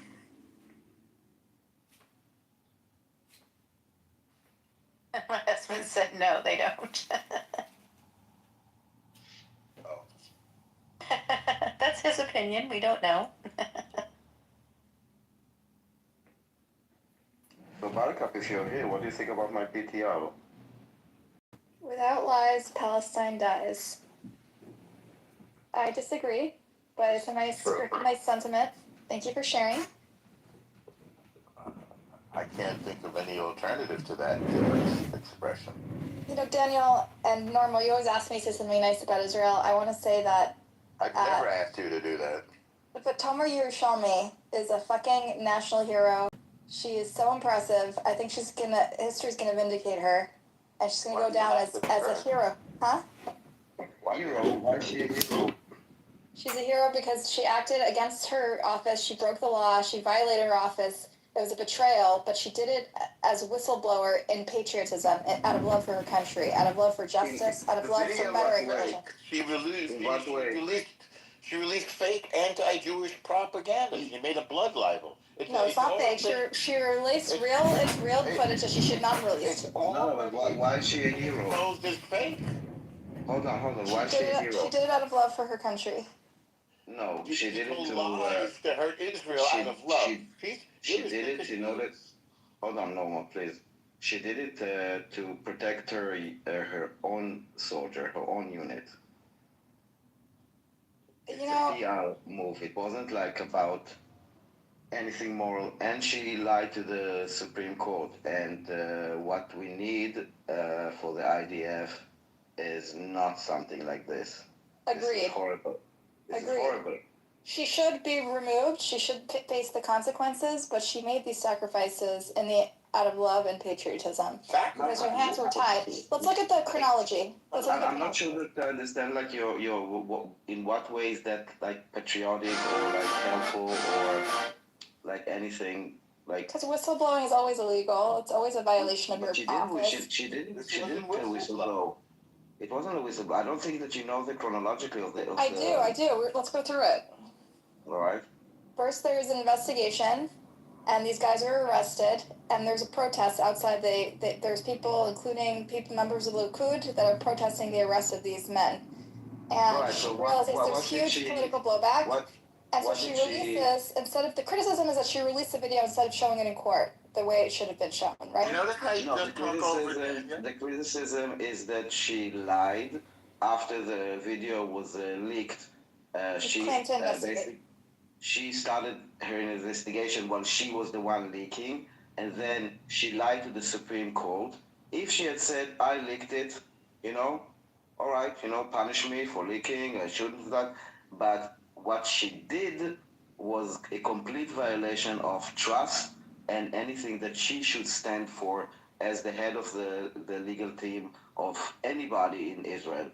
Now, So what she correct. did That was part not to. I'm not defending. Hold on, no. Also, she did. She's not a whistleblower because the arrest came after the complaint. Basically, she was the reason that she released this video was basically because of the arrest. So they were saying like, oh, why they arresting soldiers during the war? And then she wanted to show, hey, there is like a reason why was an arrest. Okay, she was basically defending the prosecution, not anything else. Okay, this is why she's not a hero. There was a way she could have done it differently by going to the specialized body in the army, which is the spokesperson, and said, listen, we have a problem. You need to deal with this because that is his profession. Her profession is not to manipulate the public perception or to do any of this. She needs to deal with the law. And what she did was illegal by the fact that she lied to the Supreme Court.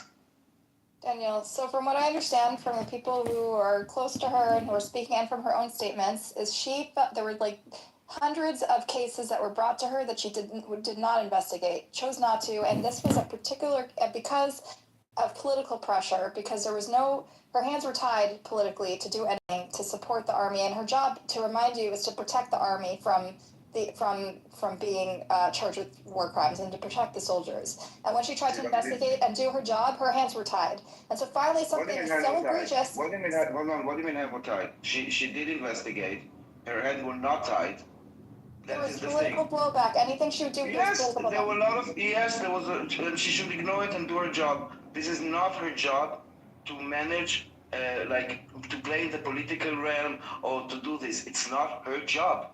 It was clumsy what she did, and you're right, she did do a lot of fucked up shit after that's hard to explain. The entire thing was a complete betrayal of her position, of her power, of her trust. I'm sorry, Buttercup. Okay, let me tell you why I think she should be vindicated. Stop. Let me tell you why I think she would. Why I'm do you talking tell to me to Daniel. stop? You've been talking over. I'm talking too. Stop talking over me. She's a complete traitor. She released fake video.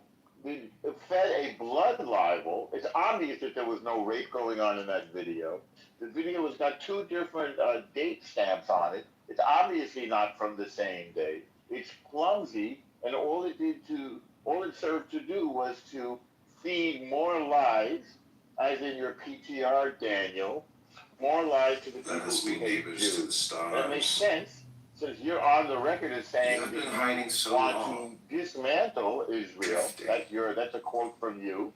And that you believe that violence is an appropriate response to oppression, that you want to take apart the Jewish state. Of course you like her, because what she did is helping to destroy the forces that want to destroy the Jewish state, just like you. So if you want to destroy Israel, you have a good hero there. Buttercup, and you're Ruchel, and you're as much of a traitor as she is. Our land. You have been a prisoner of a little pond. I am the ocean. Wow, I hope I didn't hurt her feelings. She'll be back.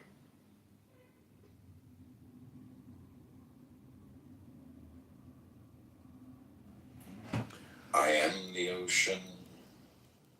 I was gonna say. Yeah, she brought that up so she could say something outrageous, something disgusting. Yeah, I don't think she thinks it's outrageous. I think that she just is, on a side that a lot of us are not having anything to do with. So. You think any sane person in Israel is on this woman's side? No, I think I'm talking about her. I'm not talking about other people. Buttercup, yeah. Talking about Buttercup? Yes. Well, you're never gonna change. You're never gonna change Buttercup's perspective ever. Ever. Never ever. That's ingrained so deep in her brain that she views herself as being a leader of a resistance. That's exactly her words. What, Amos? Were you going to say something? I'm going to say what? You want me to say? But if you say you're the, if you say you're, Everybody is a chicken from cat and no carry of dust. Don't come up and speak. A chicken. Don't come up your. So, waiting for Samsung to come so I can ask him about dust. Oh God, she's back. Oh, Oh, Daniel. mouth. I was having a great conversation with Daniel, and he left. Buttercup, By mistake, made my thumb was He's here. Buttercup, let me ask you a question. I describe your position as being the leader of a resistance. I don't know if you believe that or not, but do you think you're being political? I'm here to talk to my people. I'm a proud Jew who has maybe sometimes views outside the mainstream, but I'm here because I wanted to connect with my fellow Jews and have a conversation because I think there's particularly in the diaspora, it has very little to do with Israel, though it always seems to involve Israel, about the soul of Jewish identity and American Jewish identity and what it means. And Oh, you're an educator. I see you're a teacher. You're a rabbi. You are a rabbi. You're here to educate the souls of these diaspora people. I understand, Buttercup. I'm a human and I want to have a conversation with my people, and I've been able to have very constructive. What makes Jewish people your people? You own my people? These are your people? Why are Jews your people? Number one, he's recording almost. Number two, he's being really disruptive. No, I think what he's saying is right. You're a traitor. You come to betray your people yet again. This is what you do every day. Dan, You can we want to have kill a your different? people. Dan, can we start a room or something? And Roast, sit down roast, on the roast, stage? roast, 'Cause it's roast, like I actually roast, like roast. talking to you about this because you have a different perspective that is valuable to me, and I like. Don't run, Buttercup. If you're confronted and you are being triggered or gaslit, don't run from it. Embrace it and communicate. You are in the communication industries. You come here all day long, 80 hours a week, lying and creating anti-Jewish sentiment. I mean, what is your goal? What's your objective? Answer the hard questions, Buttercup, or you'll go nowhere. You'll go, Daniel, create another room, quick. I mean, Buttercup, explain yourself. So, in a healthy democracy, there is free speech. There is, you hold people in power accountable. There are agencies that provide a check on power. That's what a healthy society is like. And if you love your country and you're patriotic and you love your people, then you speak out and you're civically engaged and you challenge authority and you challenge people in positions of power because you love them and you want it to be better and you want it to be strong and you want it to be sustainable. Oh, that's such a cool story, Buttercup. Amos, can you confront Samson, the piece of shit, for kicking everyone out? Thank you. He's not here, is he? Yeah, he's here. Hey, he's Hello, in the sir. audience. I don't want to make this personal, Les. No, you don't need to If make you it want- personal. He just needs to stop kicking people out for no reason. You've made your point. But if you want, I'll sing to you in Farsi. I don't know which song is better, yours or John's, that free, free, free Palestine, no more justice, no more. That was such funny times. Wait, what was your song? Do you want to hear the words, the only words I know in Persian? No. Yeah. Khayli Khubi and Ahmad Agenda. Oh wow, that's amazing. Is that nice? No, I mean the second one was perfect. Actually, Mother Agenda, that's top notch. I know. I'm very classy. I used to live in LA, so I know a lot of Persian. Yeah, they say there's lots of Persians in California, apparently. Yep. Where are you from? Last. I'm from here, there, everywhere. America or different country or? Yeah, I'm from America. Anyway, sorry, continue.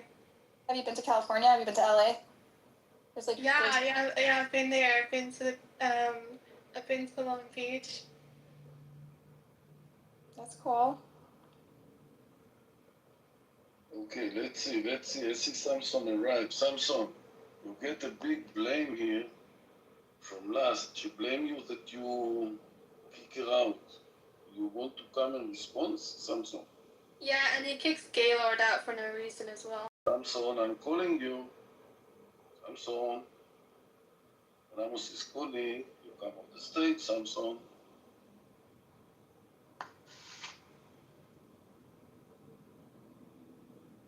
Oh, how do you guys feel? I think Buttercup and El Normo live in New York. How do you feel that like a Muslim has like taken over? I love it. I'm excited for hilarious. Sharia socialist utopia that's coming next. Yeah, definitely. I'm just kidding. I really like him. He's great. He's a great candidate. He's very talented. We haven't had a Democratic talent like him in a long time. He's going to save the Democratic Party. Have you seen his videos of him partying? Yeah, he's really cool. He's a cool guy. Yeah, and his wife is so cool. She's so hot. Yeah, she's pretty. She's gorgeous. Yeah. How do you feel? Are you like spazzing out? Like, are you like? Wait. He's funny. I think he's funny. Yeah. I mean, we've had a Democratic socialist mayor before, David Dinkins. He was one of the worst mayors in New York history. He wasn't Democratic socialist. He was just a regular Democrat. He was David Dinkins was a Democratic socialist. You're wrong, as usual, as you are about everything. Buttercup, let me. He was one of the worst mayors in New York history, but I'm sure Mamdani will be even worse. Buttercup, what is more intelligent, the brain or the heart? And why?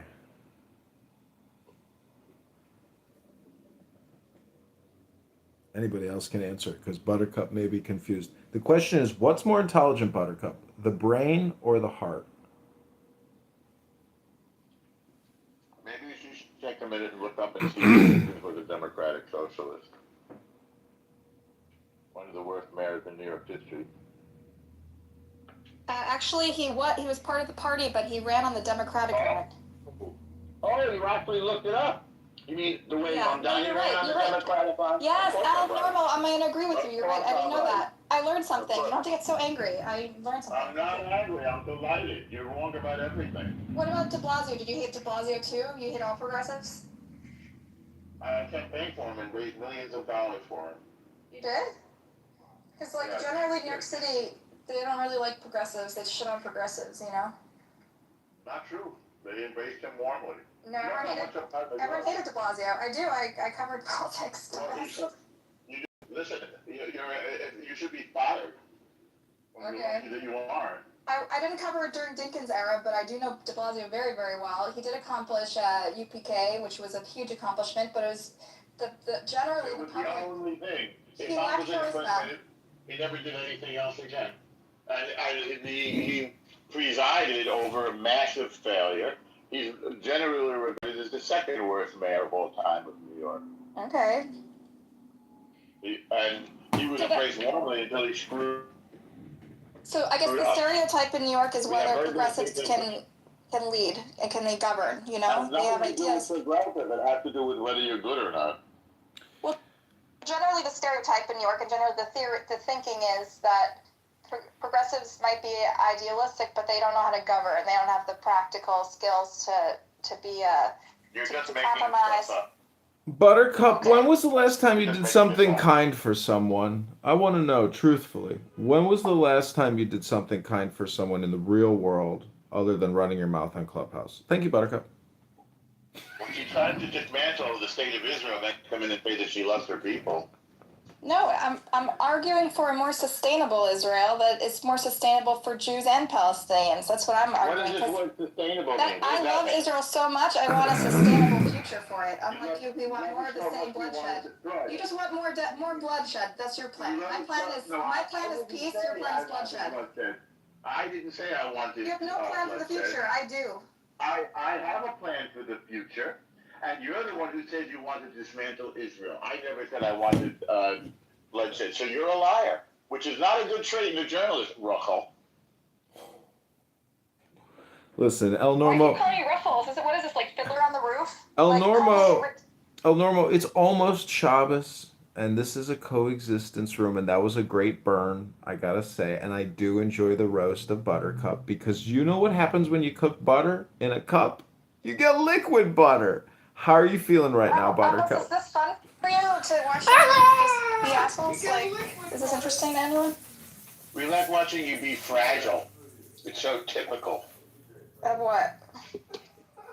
of lying, brainwashed, destructive children who just want to destroy others. And then they grow up and they become destructive grown-ups. They want to betray their family.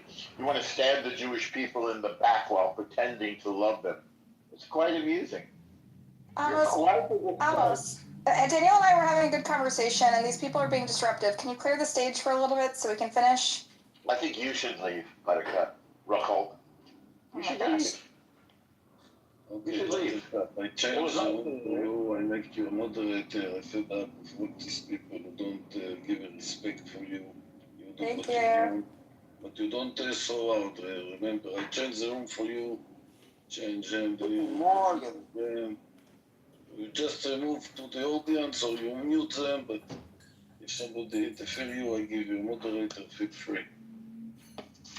Thank you. You block somebody, Buttercup. No, I blocked no one. I just moved El Norma to the bottom. Okay, don't mind. Wow. It's an argument, isn't it, Buttercup? You know, you are an immature, angry young woman who pushes people around. That's okay. You can kick me down too, and it'll demonstrate what I'm trying to discuss right now. Is that you're, Anyway, who else wants to come up? Daniel. Censor! Have a conversation? I love when girls take over rooms. Yeah, me too. I don't think we've met. Tell me about Censor yourself. queen. Fascist. I like to kick people from rooms, and I like to put them down. Mm-hmm. And I love the block button. But regarding, if you want to talk about Palestine and Israel, what do you think? Do you think a one-state solution is good or a two-state? I have an idea. I really Green hope bean that there can be a fascism is what I one-state call it. coexistence, one state where everyone has equal rights and everyone can vote and everyone, and there's a fair immigration policy and people who are punished, people who do war crimes are punished equally under the law. People who, that's an ideal vision, and I think that's the more sustainable future. Because I feel like two states, Israel's never going to agree to real sovereignty in the other state. They're never going to have an army. And they're never really going to have security, and they're always going to be warring with each other. I think at some point you just have to learn to live under one state with a new model that gives everyone the same rights. Yeah. What about you? Yeah. I think segregation can cause a lot of issues. I think one state is good as well. Thank you. Well, for saying this, I get a Segregate! lot of shit from my Jewish brothers and sisters who think I'm calling for their destruction. Is not really Jewish, so getting congratulations from her is you're on the same position. Lots of Jews agree with me, though. I got it from my model is one that was outlined by a. Yeah, of course, most Jews would be disagreeing with you. Okay. So anyway, Daniel, you want to finish discussing whether or not Yerushalmi, Tomer Yerushalmi is a patriot or not? What happened to Grace? Why is she removed? I didn't remove her. No, she removed herself. No, here's a good open another room. Who's Mamdani? Who is this? Oh, Sheikh, I know you. How's it going? Bigger than you. I figured, since I'm mayor of New York, I have all this time to talk to everyone. Yeah. See, he loves Jews. He has a picture of Mayor Mamdani with the Hasidic rabbis and So why is she a patriot? Why is she a patriot? Okay, so listen, she fucked up. What she did was very sloppy, but in America, we also have similar things like this where people breached their office, revealed confidential information, and they did it in the interest of the public good and justice because they thought. Y'all gotta stop. Whoa. Hey, honestly, we need a straight white male, man. Oh, shoot. No, wait, it's not that identity politics stuff. It's not. We just need someone who will run a good campaign. Nigga, what are you running? A lot of people, I can't, I'm ineligible. Nah, run, nigga. And I agree. I'm 35.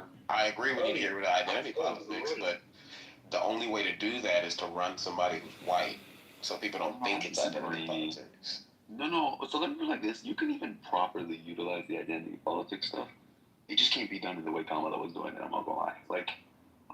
Because let me put it like this: you still have people today who will go and say that the only I'm not saying this they didn't contribute to it, whatever. Right? Cool. The only reason she lost is that she's a woman or that she's black. Those things could be big contributors. If you think that's the only reason she lost, bro, open your eyes, man. Yeah, that's fair. Kamala herself has to open her eyes. Yeah, I agree, actually. That's fair. Yeah. That's fair. Wait, I'm sorry. I got No, I mean, just folks gotta.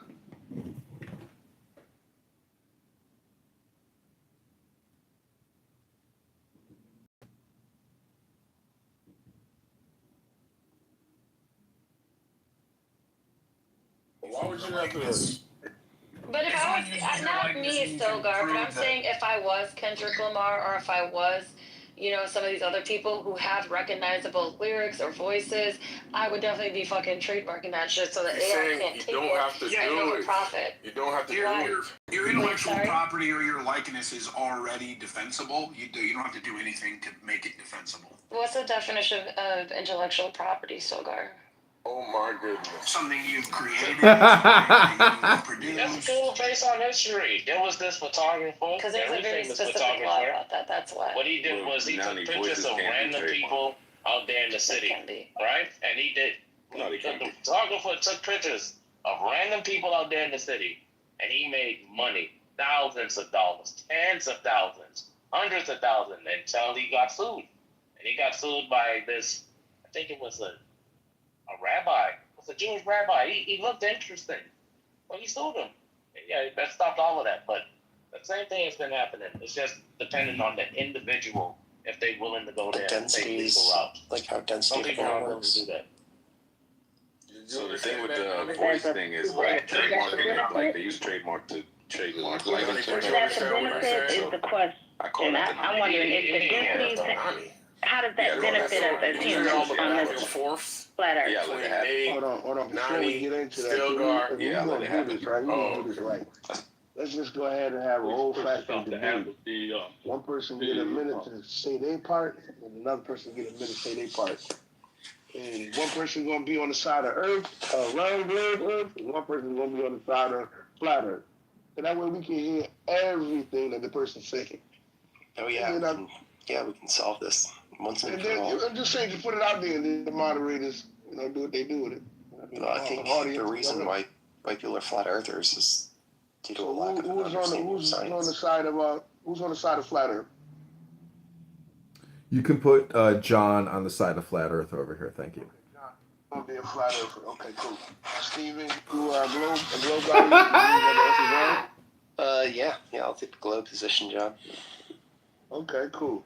All right, so we're going to give John, everybody going to mute up, and we're going to give John, we'll let John go first. Give him a minute to just say his thesis, why he believes that the earth is flat. And go ahead, nobody going to interrupt.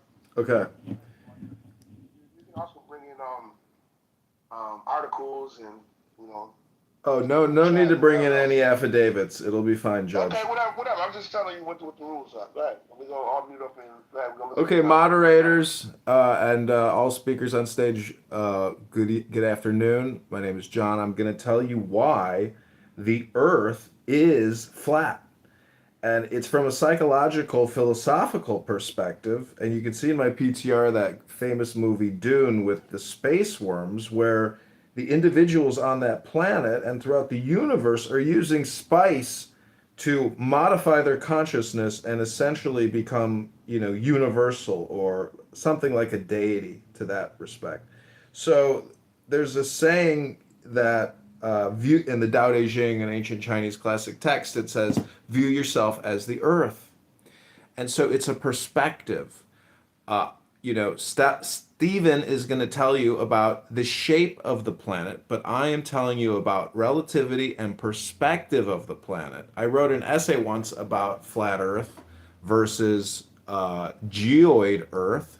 But the thing is, it's so embarrassing to publish a philosophical, psychological, imaginative paper about flat Earth because it makes you sound like a crackpot. But from a philosophical perspective, it's in quotations true. But from perhaps an objective, object, material perspective, and geometrically, it is not true that the Earth is indeed a geoid. And you can go to Wikipedia. It describes the Earth as a changing, shaped object, which, when zoomed out far enough, resembles that of a circle. And the circle is a symbol, a universal and one of the most ancient symbols. And the circle is really the wheel of life and death. So to sit here and waste your time arguing about the shape of the planet when the more deeper, more interesting topics of discussion are the psychological, the spiritual, the symbolic, and how that can help you modify your Earth or your perspective about the truth of the Earth. I am complete. All right, cool. So when the time is up, we are going to hear a bell sound. When I do hit the bell sound, that's no, I'll be quick. I'll be quick. Okay, so each one of you got a minute. Hold on, let me get the bell sound. Boom! Whenever you ready, clip it. Okay. I mean, I thought we were talking about the shape of the literal Earth, and in those regards, John and I agree that the world is a globe.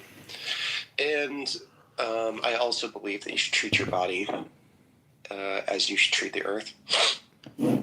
As you should treat your soul as you should treat the Earth. I think this is a deeper concept, John.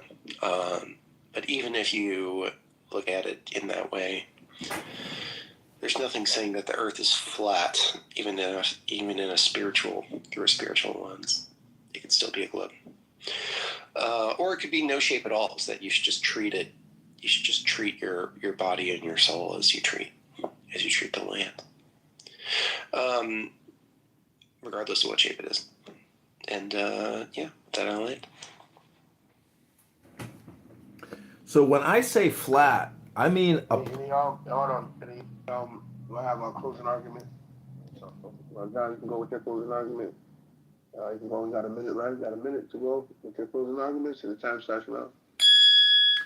Okay, moderators, speakers, audience, thank you. I'm going to tell you what Stephen just told you, then I'm going to tell you why he's wrong. He said we agree that it's a globe. I didn't agree with him. I called it a geoid, and I told you to go to Wikipedia to look it up. It is a changing interstellar object that moves, and tectonic plates move.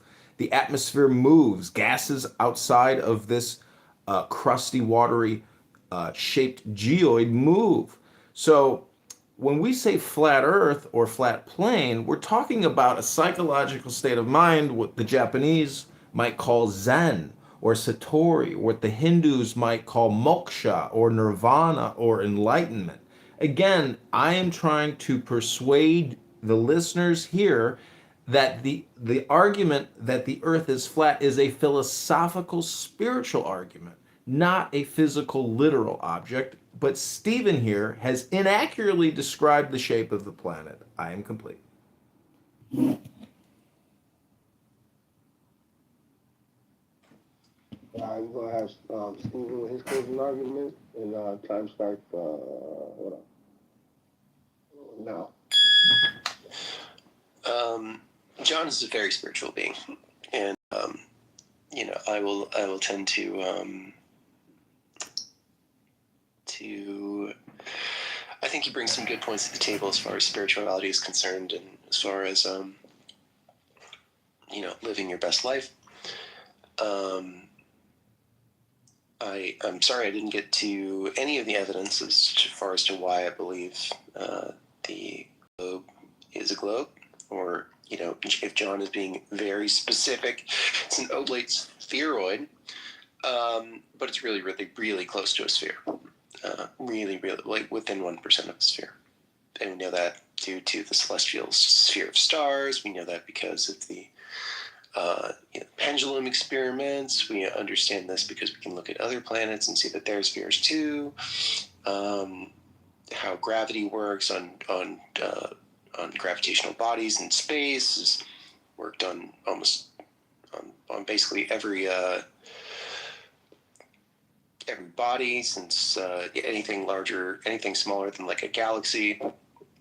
It's been close to perfect as far as gravity equations go and predicting where they'll be over time.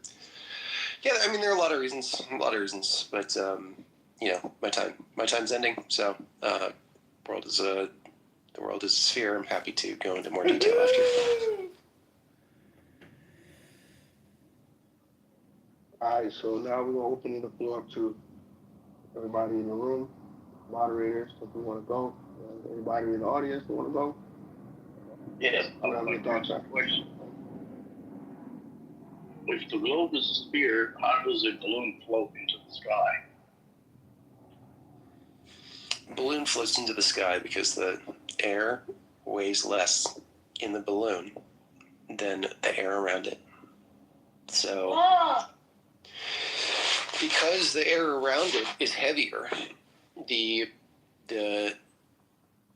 air around it gets pushed to the earth closer, or the force of the air, the heavier air around it, is pulled to the earth more than the air in the balloon. So because the heavier air needs a place to go, it displaces the lighter air because it's heavier, and therefore the balloon rises. What about the sailboat? When you put the sailboat, a paper sailboat, into the water, as Elizabeth did, how did it float away into the water? Can you explain that? Why do sailboats float? Is the question?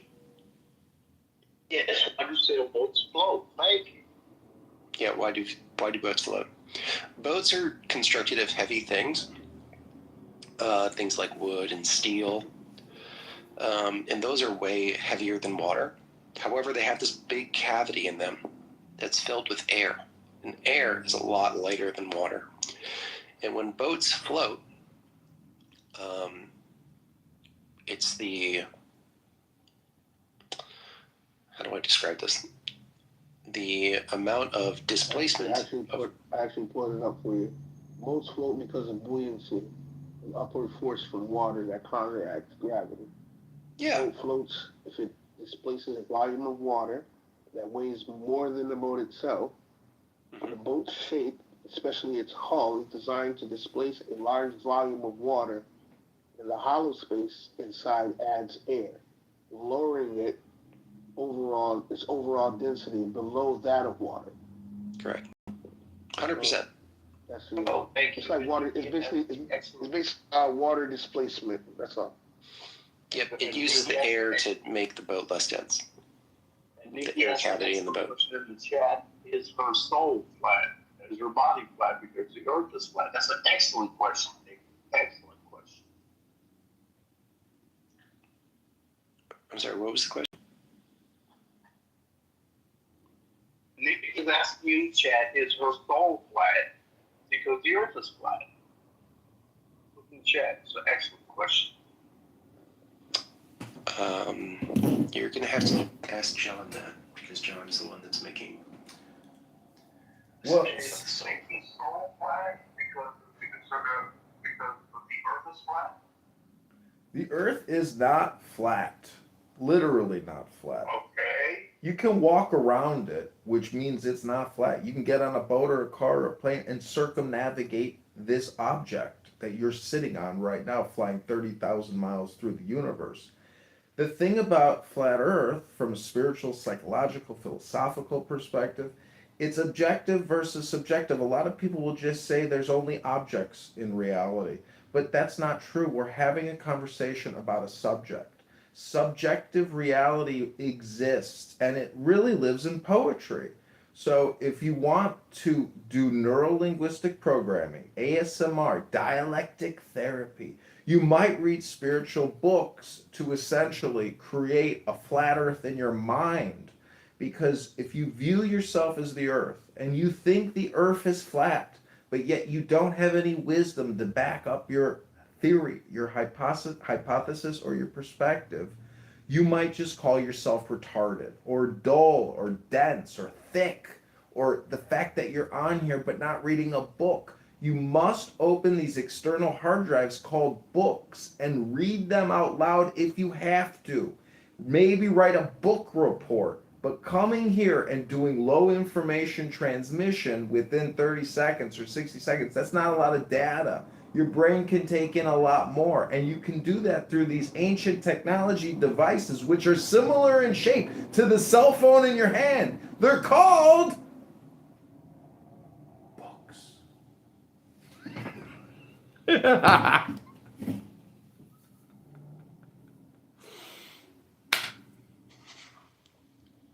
question.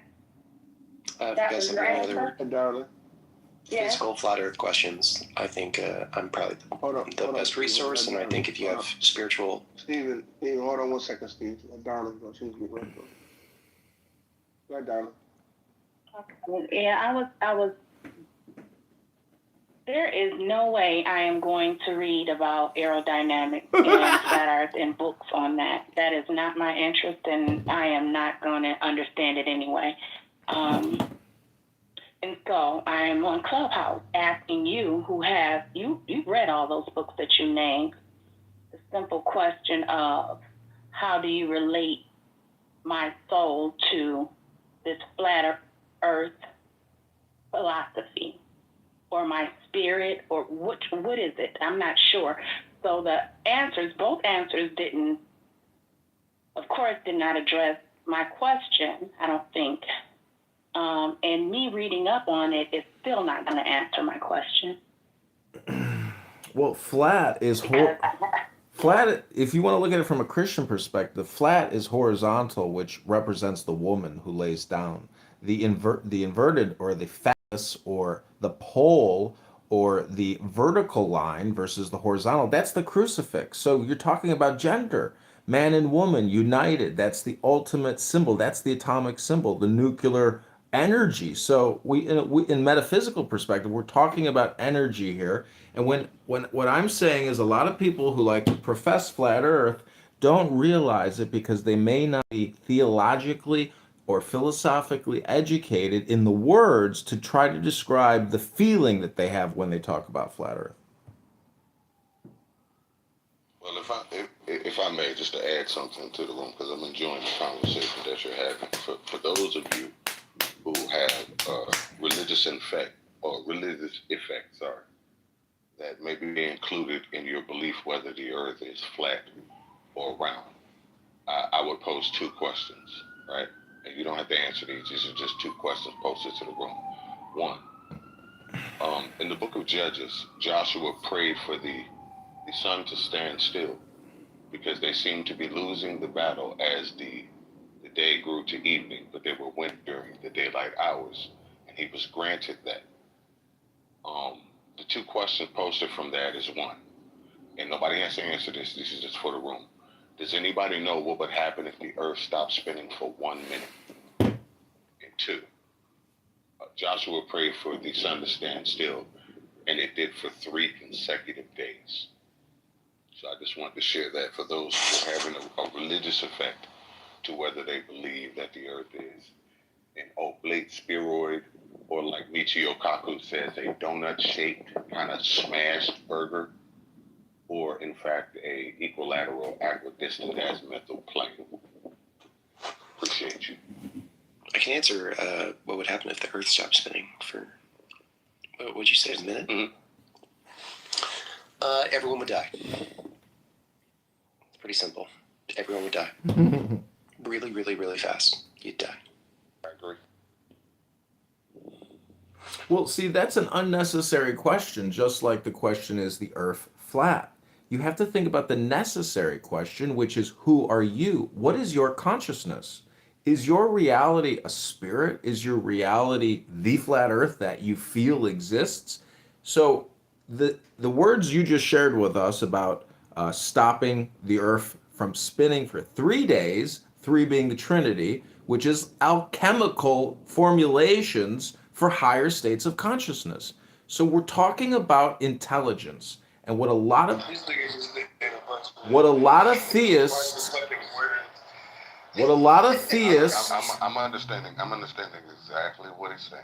You have to realize that when you're talking about God, you are talking about superior intelligence. Intelligence can be studied, evaluated, diagnostically tested. Intelligence is still rather abstract, but you and I both recognize intelligence when we converse with it. So the individual who used ChatGPT earlier to tell us about buoyancy and displacement, that was immediate intelligence, and there was no more debate. So in this philosophical debate game about flat Earth, you have just heard me try to convince you and persuade you that the Earth is not flat, but psychologically, spiritually, and philosophically, you might call the Earth flat. The eyes ain't even pieces of the eyes perception is a projection. So whatever motherfuckers see don't even fucking matter. But at the end of the day, y'all gonna put yourself in a psychological disposition trying to even loop it, man. Man, ourselves are gonna be losing spins if we keep trying to prove and disprove. Shit don't gotta be proved, man. The shit already like. Listen, we see chickens eat back on the floor, man. They doing what they need to do. While we, as human beings, don't even know what we're doing, but we worried about how the earth are fine. The earth doing its thing. You know, it's growing what it needs to grow. It go die in this moment. It's doing what is naturally in its own disposition. We in desolation. We digressing mentally, psychologically. We don't even know what we're doing. Let's get back to why the fuck are we still warring on Earth's blood? Like, what? I'm gonna go back to sleep. I can actually take it to a different angle if we want to be specifically scientific. I can do that. You know, I usually don't, but I'll indulge, right? To believe that the Earth is a sphere, you must believe in gravity. Is that a fair assumption? No. I believe the Earth is a sphere without gravity. Please explain. Sure. You can do it with momentum and looking at pendulums. You could do it through just observing the celestial sphere, and yeah, that doesn't need gravity. You could observe the celestial sphere. And that would lead you to the Earth being a sphere. Understood. Anybody else before I go further?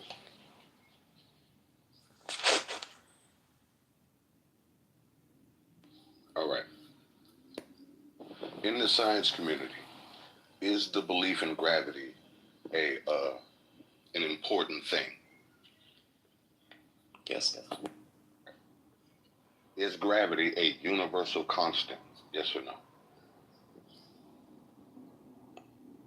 There's a constant G, yeah. Okay. So gravity behaves the way it behaves. The mass of objects determine how much effect gravity will have on them. Would that be fair to say? That's one aspect of what determines the vector of gravity. The other aspect would be distance. Okay. So the gravity of the sun, right? The sun being, according to NASA and organizations like that, those that agree with them, the sun is 99 point some other number percent of the mass of our solar system. Would that be fair to say? It's probably something like that. I'd have to look it up. But And what is sure. a sun? And what is a sun? It's that really bright thing during the day. It's that really bright thing It's during a the daytime. type of star. It's a type of star, meaning there have been many stars before that were also in the same position that the sun is in, right? So that means we motherfuckers survive shit thriving without it. No, we would die. We would die really fast without it. No, we wouldn't. Yes, we would. No.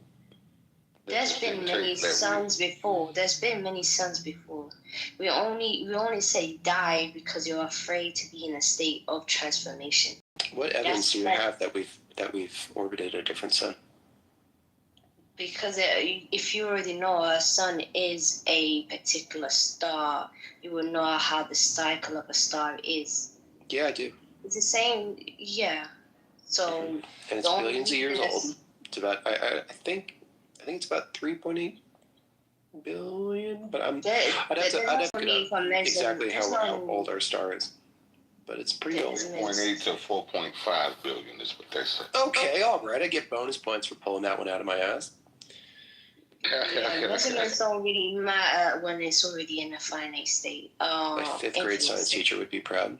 There's a reason I asked that question, right? All right, so before I go further, I want to let the sister expound and finish what she was saying. Go ahead, sister. No, I'm just saying is in the only reason the sun will come and goes, the moon come and go. There's planets that's got way more moons. What evidence do we have that the sun has ever went? It has always been going through. If you know a cycle of the sun, just like the Arcturus it was a red giant star. The sun is actually going into that period, which is why it's losing its heat, which is why we're going through all these havoc.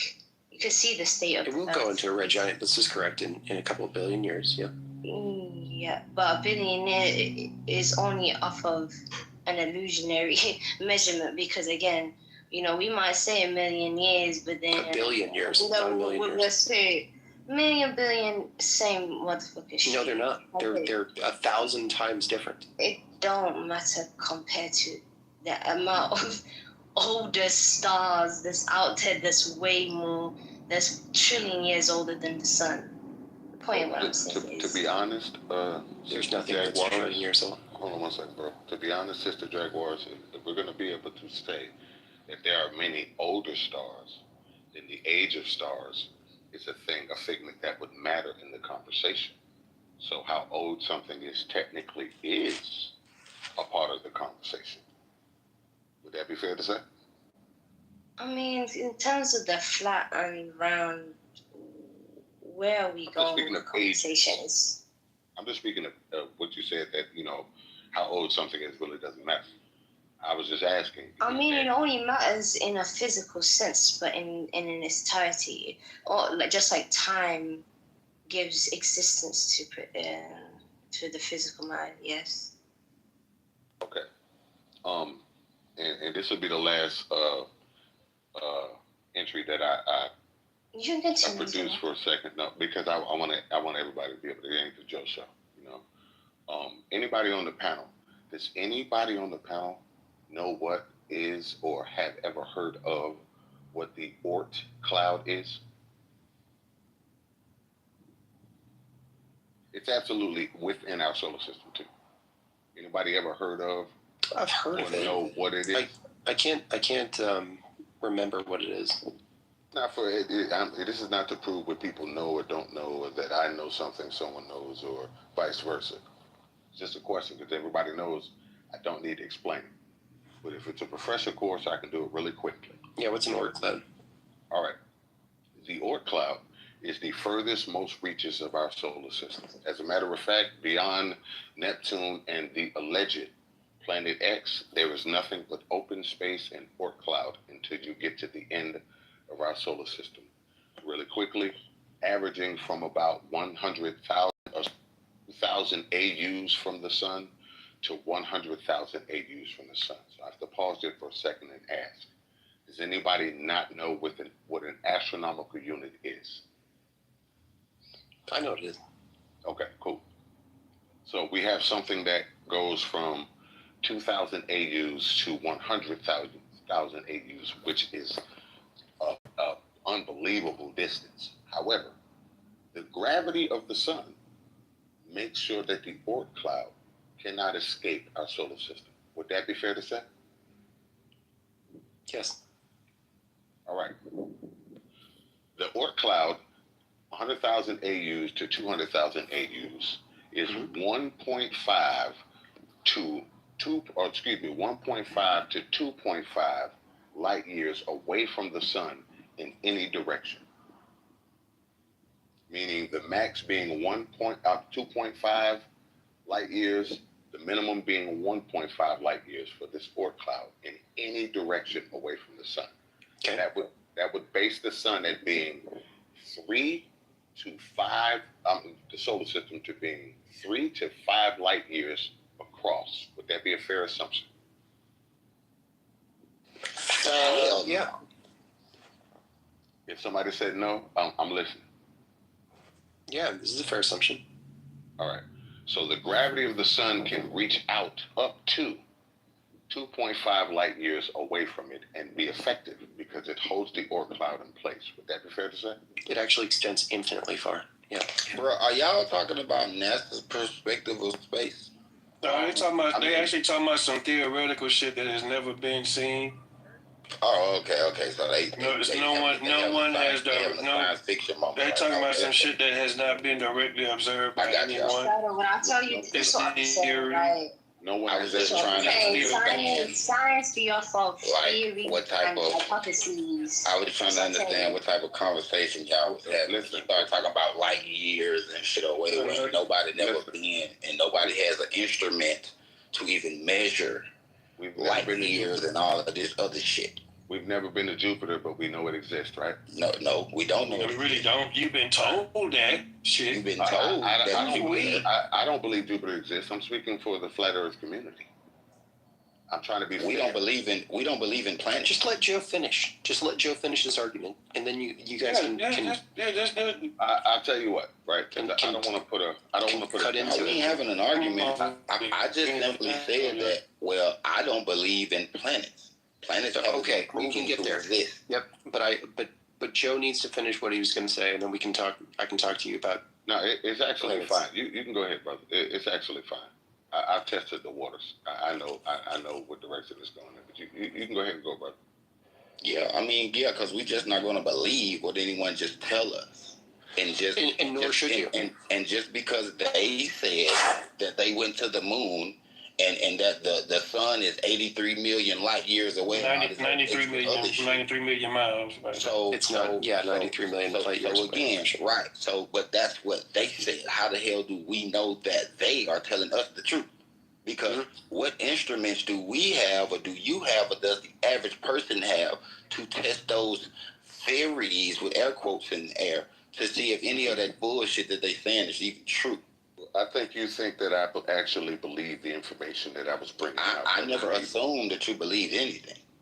I'm asking questions just based off information presented by the scientific community. That's all, right? I don't believe the Earth is a globe. I don't believe in Jupiter, Neptune, and nebulae. Neither do we. Fucking magnetars and none of that. But I know how to have the conversation without raining on somebody's parade. I'm not raining on nobody. I was waiting for Joe's argument. We were talking about the Oort cloud. We were talking about. Yes. So what's your argument? But go ahead. No. My bad. Though. I did. What I was saying. I just wanted to know what Joe was. I'll end it really quickly here, so we can move on to the conversation. The gravity of the sun is effective, allegedly, up to 2.5 light years away. It can hold the Oort cloud in place. Yet it cannot steal a moon from Earth, which is 1,000 times smaller than it. And the last I checked, and I'll land here, the closer you are to the source of gravity, the stronger the gravity is.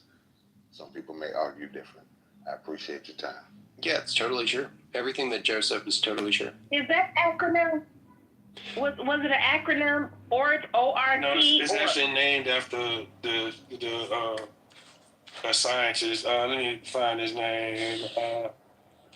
Shadow. Yes, it is O-O-R-T. Yeah, O-O-R-T. It's a vast spherical it's shell. It's named after Jan Oort. O-O-R-T. He presented this he proposed the existence in 1950 to explain where long period comets come from.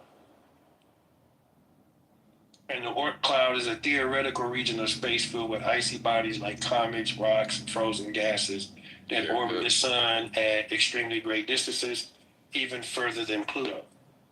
So it's very theoretical. Brother's absolutely correct in his submission. But before we go further, really quick, 15 seconds. We can't argue that, and I'm not saying you're doing this, Brother Shadow, we can't argue that the theory or the theoretical Oort cloud can't be real, but the theory of gravity can. Right.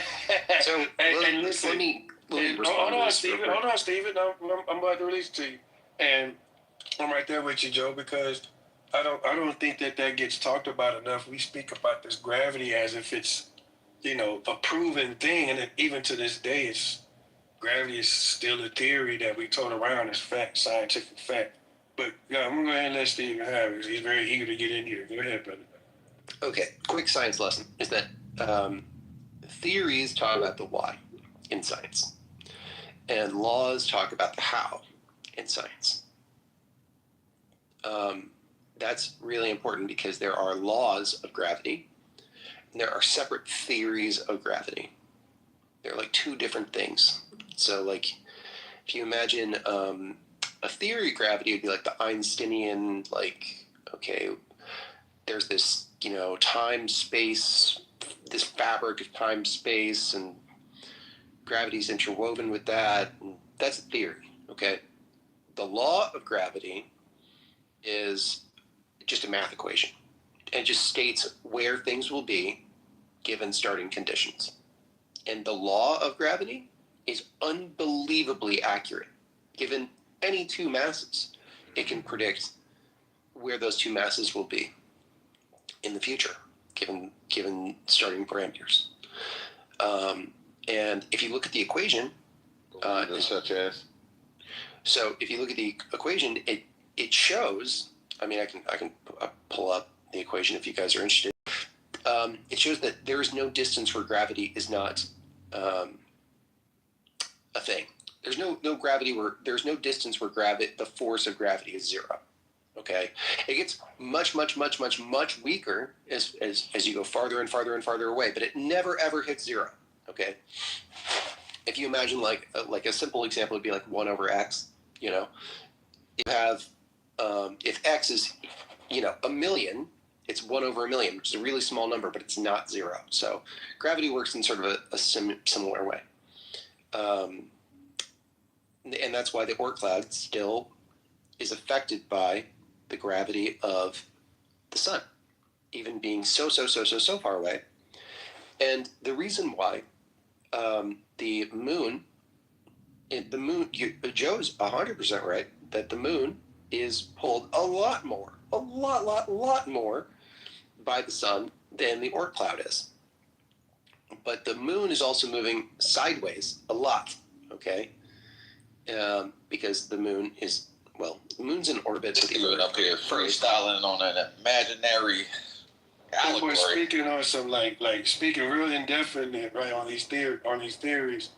The law of gravity may explain what happens, but it doesn't explain why. There are no laws. That's correct. That's 100% correct. It doesn't explain why it happened. All I'm talking about is the what. No, that's right.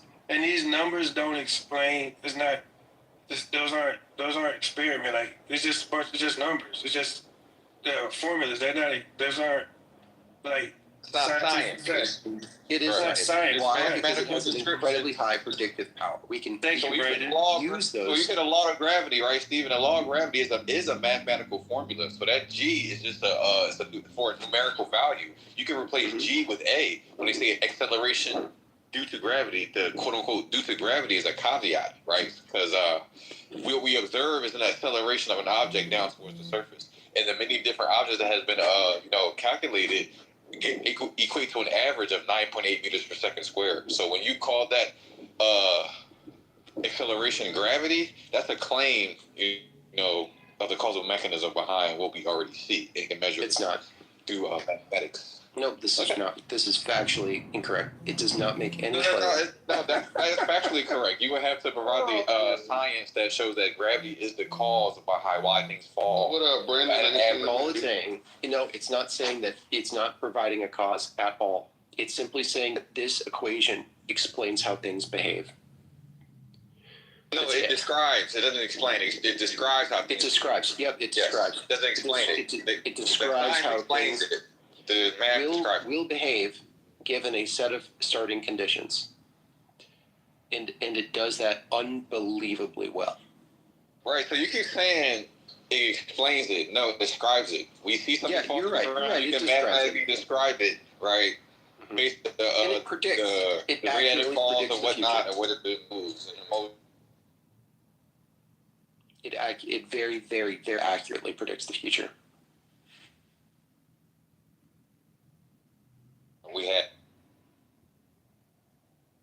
So if you got any science that isolates gravity that shows it to be the cause of why things fall at 9.8 meters per second squared on average, then we can rock with you, brother. So I'm with Brandon. Like, what part of a theory is a fact? I'm with Brandon 100%, and it's good to see you too. Yeah. For all intents and purposes, for a flat Earth room, I'm not going to talk about the theories of gravity.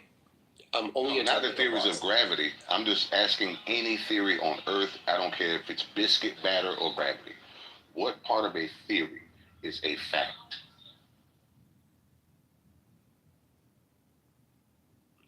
In science, there are no facts. So in science, everything is theoretical? In science, they only talk about observations, what we observe. They don't talk about facts. So if I were to say theoretically, I'm the strongest man on Earth, would that be factual? Would there be some facts included in that? It wouldn't be. The science would say it's not consistent with what we observe, because we've observed people demonstrating strength. Well, I'm gonna pause here for a second because the brother Brandon is knowledgeable in this. Now, I'm kind of weird. I ask the questions from an oblong effect.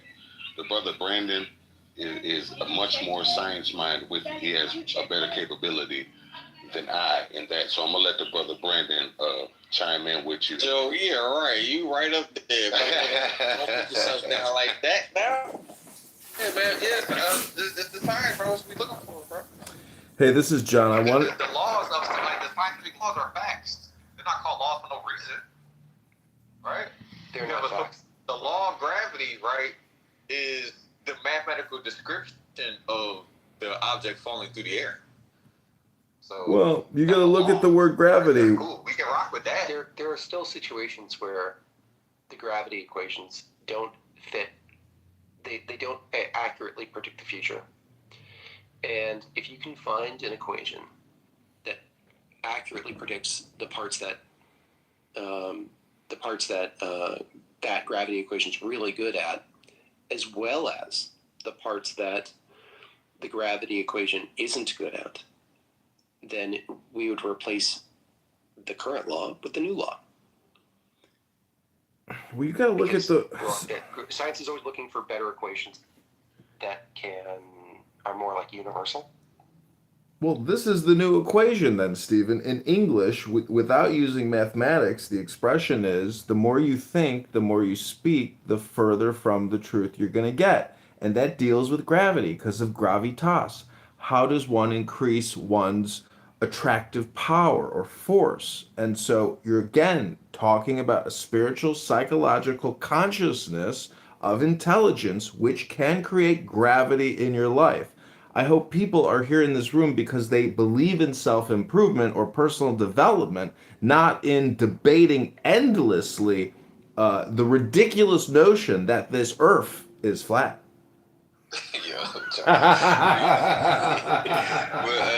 Yeah, Stephen, man, gravity, and I think I kind of like where John was kind of going with that when it comes to like the etymology of things, or the essence or the meaning of things. So gravity is from gravitas, which is weight, right? So we have weight in stuff like that.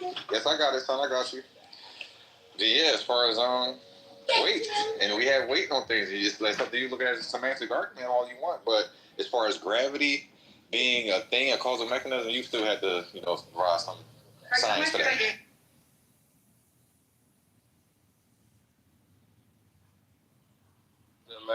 Last question? Yeah, go for it. I'm saying, what was that last question? I didn't hear the last part. Oh, I don't think there was one. John was talking about how, talking about the gravity of...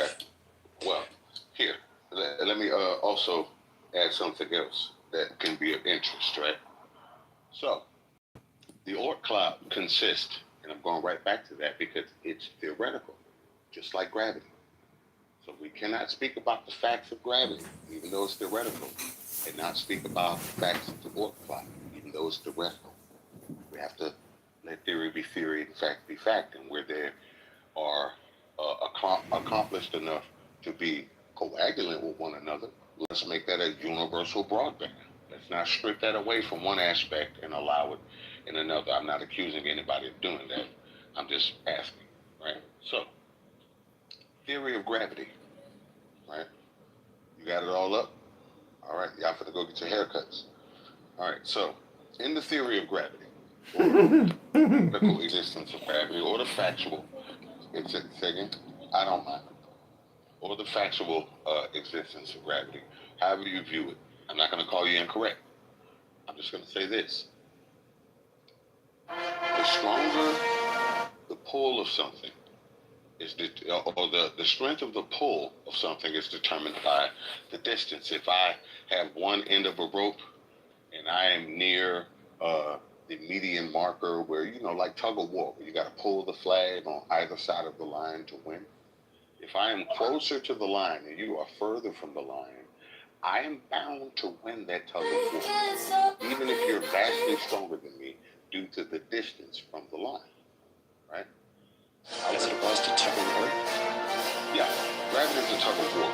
The earth pulls water and stuff down, and the moon pulls up on the water and stuff on the earth, causing high tides and low tides. Is that a fair assumption? Yeah, the moon causes tides, yeah. Okay, so, but the moon is 1/6 the Earth's. It has approximately, sure. I'd have to look it up, gravitational pull. Sounds about right. All right, so something 1/6 the strength of the Earth can pull the water away from something 6 times stronger than it, trying to pull it in the opposite direction, right? Mm-hmm. All right, so with gravity being a tug of war, in a sense. Without any physical tethers. And make sure. I'm sorry, go ahead. No, I was adding to what you said, like imaginary tethers. You good? I'm finna cut this game off for my son. If you could take it over right here, B, I'd be appreciated. There's no problem. This would sound like, imaginary tethers. They explain gravity as a pulling force and things being in orbit and, going around certain objects. That sounds like, yes, I understand. Right, the magnitude and direction. Right?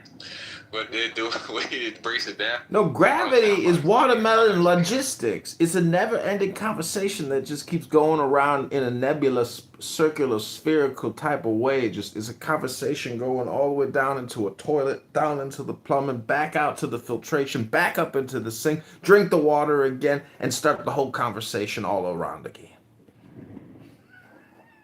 Or it can be a circular discussion, an orbital path of nonsense. Okay. Because Stephen ain't got for those in the room that don't have a very strong grasp on this, I'm going to simplify this for you.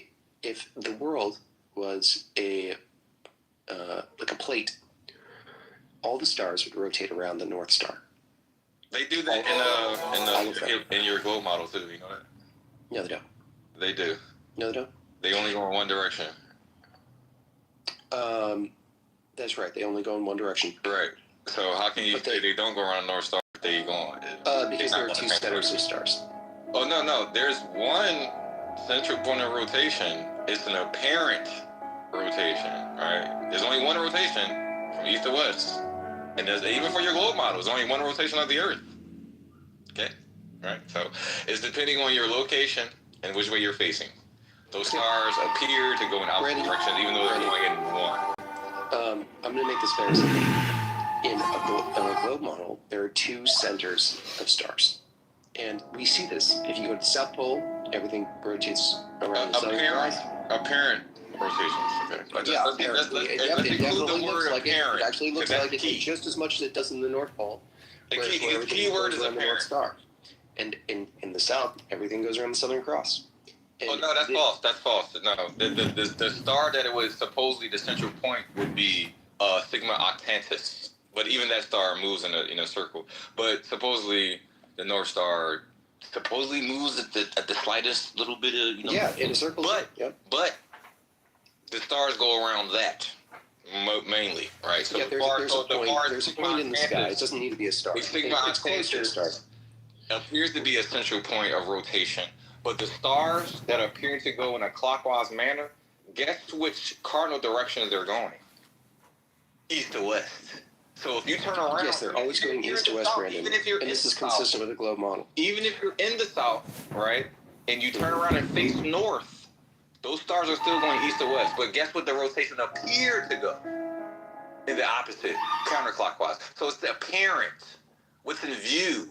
I'm not even talking about that. I'm not even talking about that. Counterclockwise manner? No, it's only going east to west. Brandon, this is very simple. I know, and you're making it difficult. I'm not making it difficult.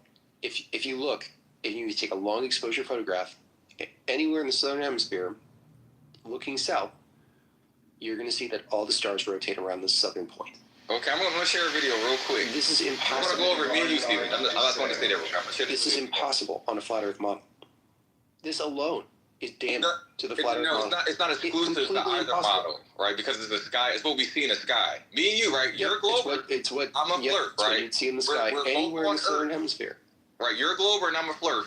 This would be impossible on a flat Earth model. So what we see in the sky doesn't change about what's happening on the ground, right? It's going to happen regardless, okay, in the sky. It's impossible on a flat Earth model. It's not. Yes, it is. You're saying that means that you're in denial because you can explain this for a flat Earth model because the stars only go in one direction. Explain to me how there can be a second center of stars. Right, so it's called a distortion. Right, so if the flat Earth claims there's a firmament dome overhead, so that would be the distorting effect, right? You can get a hemispherical glass dome or magnifying glass, and you can get a circular point, a central point, or a rotation of stars around a central point, and you can put the sky isn't made of glass, Brandon. Oh man, brother, I'm trying to give you the explanation of what's plausible, right? If the firmament dome, I cannot show you. I cannot tell you what it's made of, and I can't show you the dimensions of it, right? But I can come up with an explanation and a demonstration to show how that works when it comes to a flat Earth model with a dome overhead that gives the distorted star trails. That gives you an apparent opposite rotation when looking either south or north, right? So I'm going to share two videos now. The first one, give me a second. I got to find the videos. While you're getting those videos, I just want to share for both of you participation in the conversation. The Earth being a globe, should there ever be a time, anytime, anywhere, where the moon is within the horizon of the Earth, or should it always remain outside of the horizon? Well, obviously the moon. By within the horizon. The moon traverses the Earth, but you have to re-examine the word Earth, which you keep using. First of all, it's pronounced Earth, and the first three letters of Earth is ear. That's literally listening. If you can't listen and all you do is speak all the time, then, your life is basically compulsive thinking. And if you want to be in the truth of the earth, you have to be in silence. That is the mystical state, and if you zoom out of the universe, you get into darkness and void, and there is perfect silence. And from darkness comes all objects and light. And so that is the truth of the earth, my brothers and sisters. Rock on.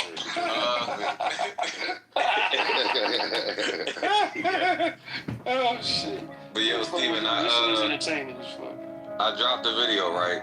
The first video is the star trails, right? This is a person, I'm assuming a star watcher, right? Maybe an amateur astronomer. I think people think that shit's hilarious. Time stamp 1 minute. All right, let's go to that.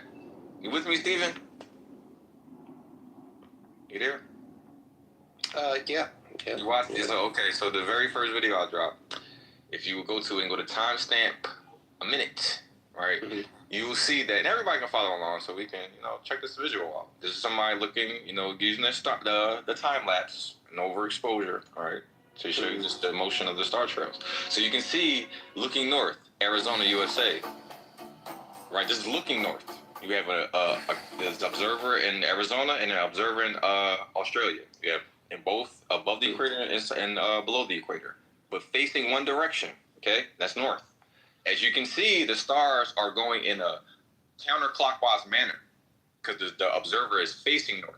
It's an apparent motion. If you keep watching, it's going to pause it. It's going to show you the star trails and which way they're going, right? So they're apparently going in a counterclockwise manner. That's facing north, okay? Now, it's going to continue. Now, the observer is facing south in the same location that they were in the first place. Arizona and Australia, and they're facing south. You can clearly see the stars are going in an apparent opposite motion, okay? So that's just apparent of what we see. The stars go in one direction, and that's from east to west. So even in your globe model, right, the Earth only goes in one direction. That's from west to east. So that's why it gives you the apparent rotation, okay? Now, the second video, or if you want to respond to that first video, I'll go to the second one. Sure.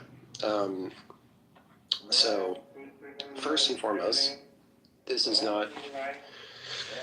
There are lots of problems with this video. One is that the way that the glass is positioned, if the atmosphere acted like this glass, well, you'd be... What glass? Hold on. What glass? I'm not talking about that video yet. I'm talking about the first video that I dropped in the chat 2 minutes ago. Well, they're both from 2 minutes ago, but the one of the star trails, the guy that... Oh, I was looking at the wrong one. Yes, you were. Please, go to the first video. The first video I dropped. Go to a minute. I was saying Arizona and Australia, and you didn't see those words. Like, why? Okay, what's your point, man? What's your point here? Thinking you following along with me here. So you want the video says Star Trail Southern versus Northern Hemisphere comparison? You on that video? Okay, yeah, I'm okay, now this. go to a minute. The minute timestamp. Okay. Yeah. You play. Now you see the observer is in the north and the south, Arizona and Australia. Yeah. They're looking looking north. Yep, okay? they're looking north. The stars are going in one direction. What is that? At a counterclockwise. Okay? Mm-hmm. That's apparent counterclockwise motion. Now the video will continue, and then the person will be facing south in the same locations. Now they're facing south. Okay? Still in Arizona and still in Australia. Now the stars appear to go in the opposite direction. Okay? So it depends on which way the observer is facing, not because of the Earth is because there are two central points of rotation. No, it's only one central point of rotation, and it's an apparent two central points of rotation. It's based on which way you're facing. The stars only go in one direction. You can clearly see when facing north in Australia and in Arizona, the stars go counterclockwise. When facing south in Arizona and now Australia, when facing south, the stars appear to go clockwise. So it's apparent. You can see this. So this person that made this video, we don't know. Well, it says conspiracy investigation. I'm not sure. I'm not sure this the conspiracy investigation. No, this is legit, Brandon. These are legit videos. Right. So I don't think that these have been doctored in any way. So you saying that the two apparent rotations is because the Earth is a globe. That would be affirming the consequent. It's consistent with the globe, but it's affirming the consequent that it only works because the Earth is a globe that's rotating. It's right, impossible. Yeah. No. What I'm saying is when you say it's impossible, right? That's fallacious. I would say maybe I'm not sure what logical fallacy that it is, but that's denial. When the video that you think I'm in a state of denial? Yes, because the video. You think I know? Wait, Brandon, I'm curious. You think I know that the Earth is flat and I'm in a state of denial? No, you're denying. Saying the denial was that this could never work on a flat Earth. When I just showed you in the second video that I dropped. It's of the stars used for a glass. So the guy I did this myself, right? I got to get a paper printout so I can get a better, I want to say, visual. I got 2 phones. Like I gotta get 2 phones so I can set up on the tripod and do it myself. Right. Let me respond to the other one first. Magnifying glass dome. Talking about the magnifying eyepiece over there. Hey, real quick, y'all. It's a magnifying glass, not an eyepiece, but. Hey, everyone, real quick. I can't hear multiple people speak at once. I'm liking where the build and the discussion is going. But can we just, have a little bit decorum? Appreciate y'all. Y'all got it. Yeah, so the one with the magnifying glass and the star trail, the circular star trails around a central point, you can see that where the guy lays the magnifying glass on, not in the center, but right where you could say the center or the equatorial line as far as a concentric circle would be. Not the outer edge, but right in the middle between the central point and the outer edge. He placed the magnifying glass right there, and you can see we're closer to the center, which will be towards the left, it will be facing north. And then further to the right, it will be another apparent central rotation. The stars appear to going in the same direction. So looking through a spherical apparatus, I should say, because we don't know what the actual so-called dome is made of, we can say it appear to be like glass because it appears to be see-through or transparent, right? We don't see a glass or a dome, right? Sometimes glass can look so clean that it looks like there's nothing there. That's why people walk into sliding doors, but the glass be so clean, it looks like there's nothing there. That's how, transparent glass can be. As far as us seeing a dome or whatever, regardless, the distortion is still going to be there as far as the curving of the so-called firmament or whatever it is. That's distortion. Do you not see distortion in the video I shared? Yes, through a curve apparatus. Yes, it distorts. Brandon, are you going to let me talk at any point? Yeah, you can get back in. You can get back in there, Steve, and just finish his submission because last I checked, you went on a little, you had your soliloquy moment, so let him have his. No, that's fair, G. Because Zeke. I'm sorry, Zeke. I was talking a lot, and I was cutting people off. Y'all both was talking a lot. I was, yeah, that's true. But you got to, Steven. I'll land. Y'all both ain't shit. Go ahead. Okay. I'll respond to the first video.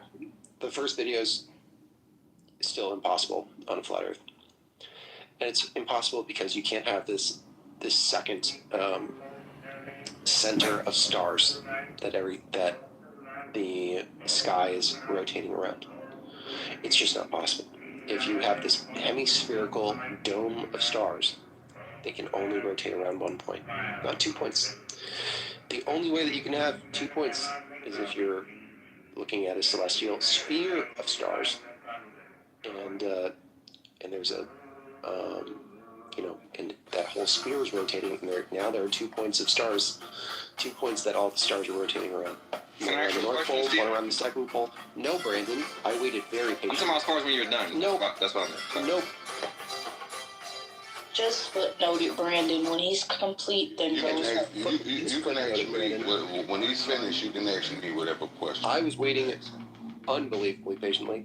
Second, on this video of this magnifying glass thing, this is not how it would work. Even if the world was flat, that is not what a flat earther observes. So you were showing it through the middle of the magnifying glass. That would be from the perspective of the North Pole.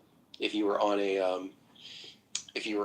a Gleason map, so to speak, and the North Pole would look straight up and see like a single star, the North Star, and all the stars rotating around it. It doesn't look at all like what you're proposing. Second is if you're hypothetically on the equator, which is more indicative of what you're showing, it still wouldn't look like that, because what you're seeing in the video that you sent me, if you notice on these two apparent like places where they sort of orbit around hypothetically in this glass thing, you're noticing these incredibly distorted images of stars. You're noticing chromatic aberrations where it gets all rainbowy. you're noticing that the stars are no longer in the shape that they usually are. These are not things that we observe in real life. We don't observe these chromatic aberrations closer to the centers of the stars. We don't observe that at all. We don't observe distortions like the distortions that you're seeing in the glass. They're just as clear as day, looking up at the North Pole, as clear as day looking up at the equator, which is just as clear as day as looking up on the South Pole, which indicates that these distortions aren't distorting. They're not distortions. They would show visual distortions if they were distorting, but we don't see that, which is indications that this is. All right, you repeated this 3 times, bro. Like, you don't have to keep repeating shit.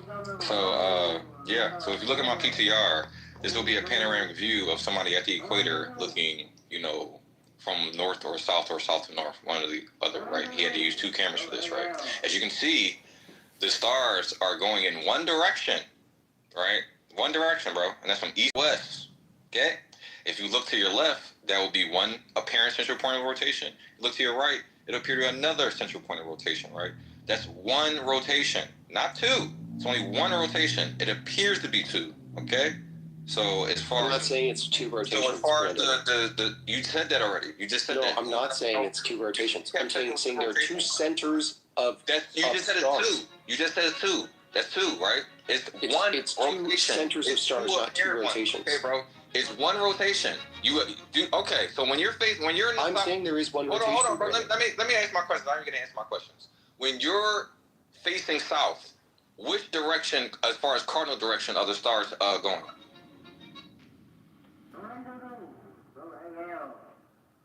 Cardinal direction? They're going You know what cardinal directions are? North, south, east, or west. Okay, so when you're facing north, which cardinal direction are the stars going? East to west. Okay, so that's one. Is that one rotation or 2? It's one. Is that one rotational path? There's one rotation. Answer my question directly, bro. Is that one rotational path? One. Okay, then. So you can't say 2 rotations when it's only. I'm not. Okay, you just said 2. No, I didn't. Said it. I said 2 centers of stars. A couple of seconds ago, you just said 2 rotations. There's 2 centers of stars. There's 2 places in the sky. What is going around those stars? That's 2 central points of rotation that you're claiming, bro. You're just removing the word rotation. You're saying 2 central centers of stars. That includes the rotation of the stars, bro. Why are you trying to get away from it? Hold on a second, fellas, just to help y'all out. You can't have 2 central points of the same rotation. You can't. You actually can. And it happens, and it's clearly observable anywhere in the southern hemisphere, Joe. He did a ball. Misunderstanding of a parent and what's right? So, brother Aaron, I don't think you understand what I was saying. All right. The Earth rotates east to west, right? If you have 2 separate points, the Earth rotates west to east. It's actually west to east. Okay, west to east. If you have 2 separate points where you see west to east happening as the progenitor spot, that is 2 sources of the same rotation. Would that be fair to say? Yeah, 2 locations of the same rotation. 2 observations say right. Yeah. Does that mean that it's one rotation? It's one rotation. So if I have, for instance, just to lamify this a little bit more, not saying you guys know. You guys know what a clockwork whirl is when it comes to hair? It's called a clockwork whirl. You know what that is? Yeah. All right. So the point where your hair starts, right? When you cut your hair, the barber can see the point where your hair starts and then wraps around your head and it rotates in that. Okay, yeah, I'm thinking of that. Yeah. Have you ever seen someone with more than one clockwork whirl? Not unless they also have a beard. I like that. And then that would be a good example of how it would actually work.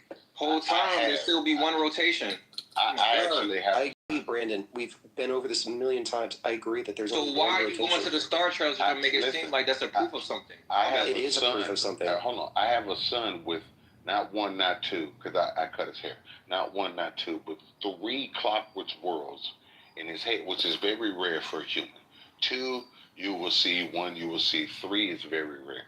He has 3. 1 in the front of his head by his forehead, 1 in the back left-hand side of his head at the top, and 1 at the lower right-hand side of his head at the bottom near the tape line.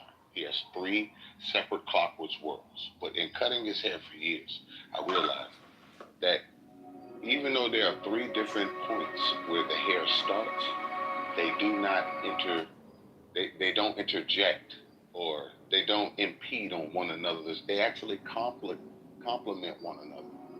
Like each 3 points all go into the same systematic placement of hair on his head.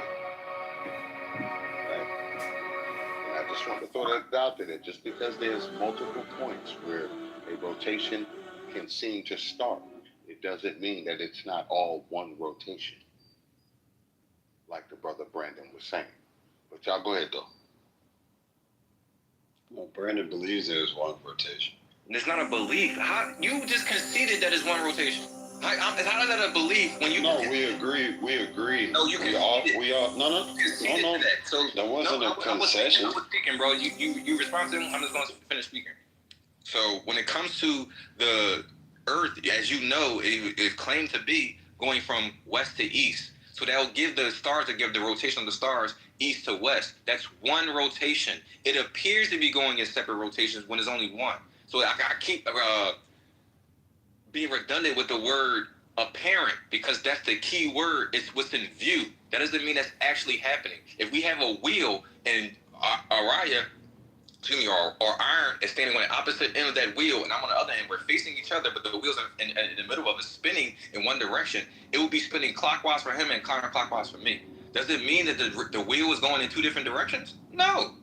So, why do we keep, going over this? Nobody said it. Nobody said it, though. Steven is saying it, and now you're defending it. So I think what he was saying was about the video that you presented when he showed it from the equator. And it has, and then the stars to his left and to the right, those are the 2 central points. So then the stars are above there. So, like he says, there's a lot wrong with it, and I think that's what he was addressing. What's in my PTR matches what's the magnifying glass video. I'm about to get a pic collage and combine these 2, and you can see the matching, what it appears to be the same. Looking through that looking glass or magnifying glass, and the guy taking this picture at the equator with a panoramic view. Right. That's at the equator, but that camera lens, the camera lens, I'm not sure what type of lens it is, but the way that it's splitting like that, it's showing. It's a panoramic view. My fault. Okay, right. So it's going to give that effect, that curved effect. If you've actually been to the equator before, the stars don't do that. They literally go up over your head and straight down. Well, this is a panoramic view, right? And I'm assuming this man is at a higher elevation and looking at the stars. So yes, that straight line where it appears to be, we are very small upon this Earth. So places on the equator, it is very vast to us. So yes, the stars appear to be going straight over our heads. We don't see that curving effect. But a little bit below the equator, a little bit above the equator, you get that effect where it appears to be fanning out. So it's not directly at the equator. I'm pretty sure you'll see the stars going straight over your head. But a little bit further south and a little bit further north, you see that, waving out or, fanning out effect. Right? So, yeah, I'm going to put the picture together. I'd like to jump in real quick about these star rotations. I would just like to present a video. Basically, everything that will be presented could be physically replicated. Right, we can demonstrate everything we're saying on a tabletop. Or there's a guy who uses like a dome, and there's like a superfluid that I guess you can replace with like the ether. Put that on top of that, there's like layers of another dome on top of that, and he projects light through that. And I'm gonna post it here. He recreated why you would see 2 different Star Treks. With the dome of I'm just trying to find this. Copy this real quick. I'm about to post it in the chat. Yeah, but anyway, after I paste this, we can just like dead that. Like, why are there two different star rotations? But yeah, y'all can go ahead. I'm just post this in the chat real quick. Well, earlier, y'all talk about the star rotations and the North Star being the center star. First question is how do you know that? And then second, I don't think anyone has observed the Southern Cross or Sigma Octans orbiting around the North Star. So yeah, I posted it in the chat. If you just take a look at the video, it's not long. This pretty much would explain why people see two different star rotations over a flat surface. It's not to scale, but it is proof of concept that this is something that is 100% possible, 100% you can replicate it. It would just need to be bigger. Of course, it would need to be bigger, but you can definitely recreate that phenomena. That phenomena has been recreated over a flat surface with a dome over it, with the superfluid on top. That's from Joseph Henry Lavelle? Yeah.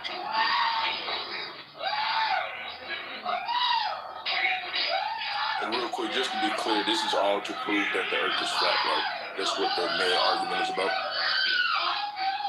This is just proof of concept. This is just proof of concept that we can have we can be on a planar surface with the star rotations that we see. So when people say, "Oh, how do you have two different Earths?" It's not really like it ain't the gotcha that they're making it out to be. Yeah, so the observation is not exclusive to either model. So it's not to prove the Earth to be flat, nor is it to falsify the Earth being a globe. Well, I mean, you kind of are trying to falsify the Earth. No, what I'm trying to do is let you know that there's no exclusivity when it comes to this observation. That's what I'm trying to do. I'm not saying this because the Earth is flat or the Earth is a globe. That's not my argument. You're telling us that the science that we know now, they're telling you the Earth is a ball spinning. It's not true. That's what you guys are arguing. No. And this particular Star Trek argument is to say that there is no exclusivity. I'm not arguing for the flat Earth, nor am I trying to debunk the globe. What I'm saying is this works on both models. That's all I'm saying. I'm not saying that the globe is false right now in this particular argument. No. I change my PTR, you can see how it looks similar. If the observer was at the equator, look and have a panoramic view, this is what would it look like if they're able to see the entire sky from this position, right? So at the top will be the magnifying glass. You can see a central point of rotation to your left and a central point of rotation to your right. And the stars that appear to go up and over, the observer at supposedly. But at the equator, you don't see that. It's the lens that makes. You keep saying that, right? Yeah, because I've been to the equator before. It's not. I've been at. Bro, I'm not saying that's not the. You just want to argue, bro, because it's like, look, it's an art. Chill. What are you talking about, bro? I'm not trying to argue. You're just throwing confusion in the mix, bro, for whatever reason. What we're saying is, bro. First of all, Chillers, what you brought up, Brandon already brought up what you brought up. We were already addressing what. No, he brought up a Joseph Henry. He brought a third observation, bro. Yeah, we're talking about star rotations. Well, what I'm saying is, we was already talking about it before Chiller got on stage. So from you, Araya, being at the equator, looking up at the sky versus a panoramic view from a certain point or location, that's a difference in observation. No, it was with the naked eye, though. Huh? With the naked eye. This is with the naked eye. That's cool. I'm not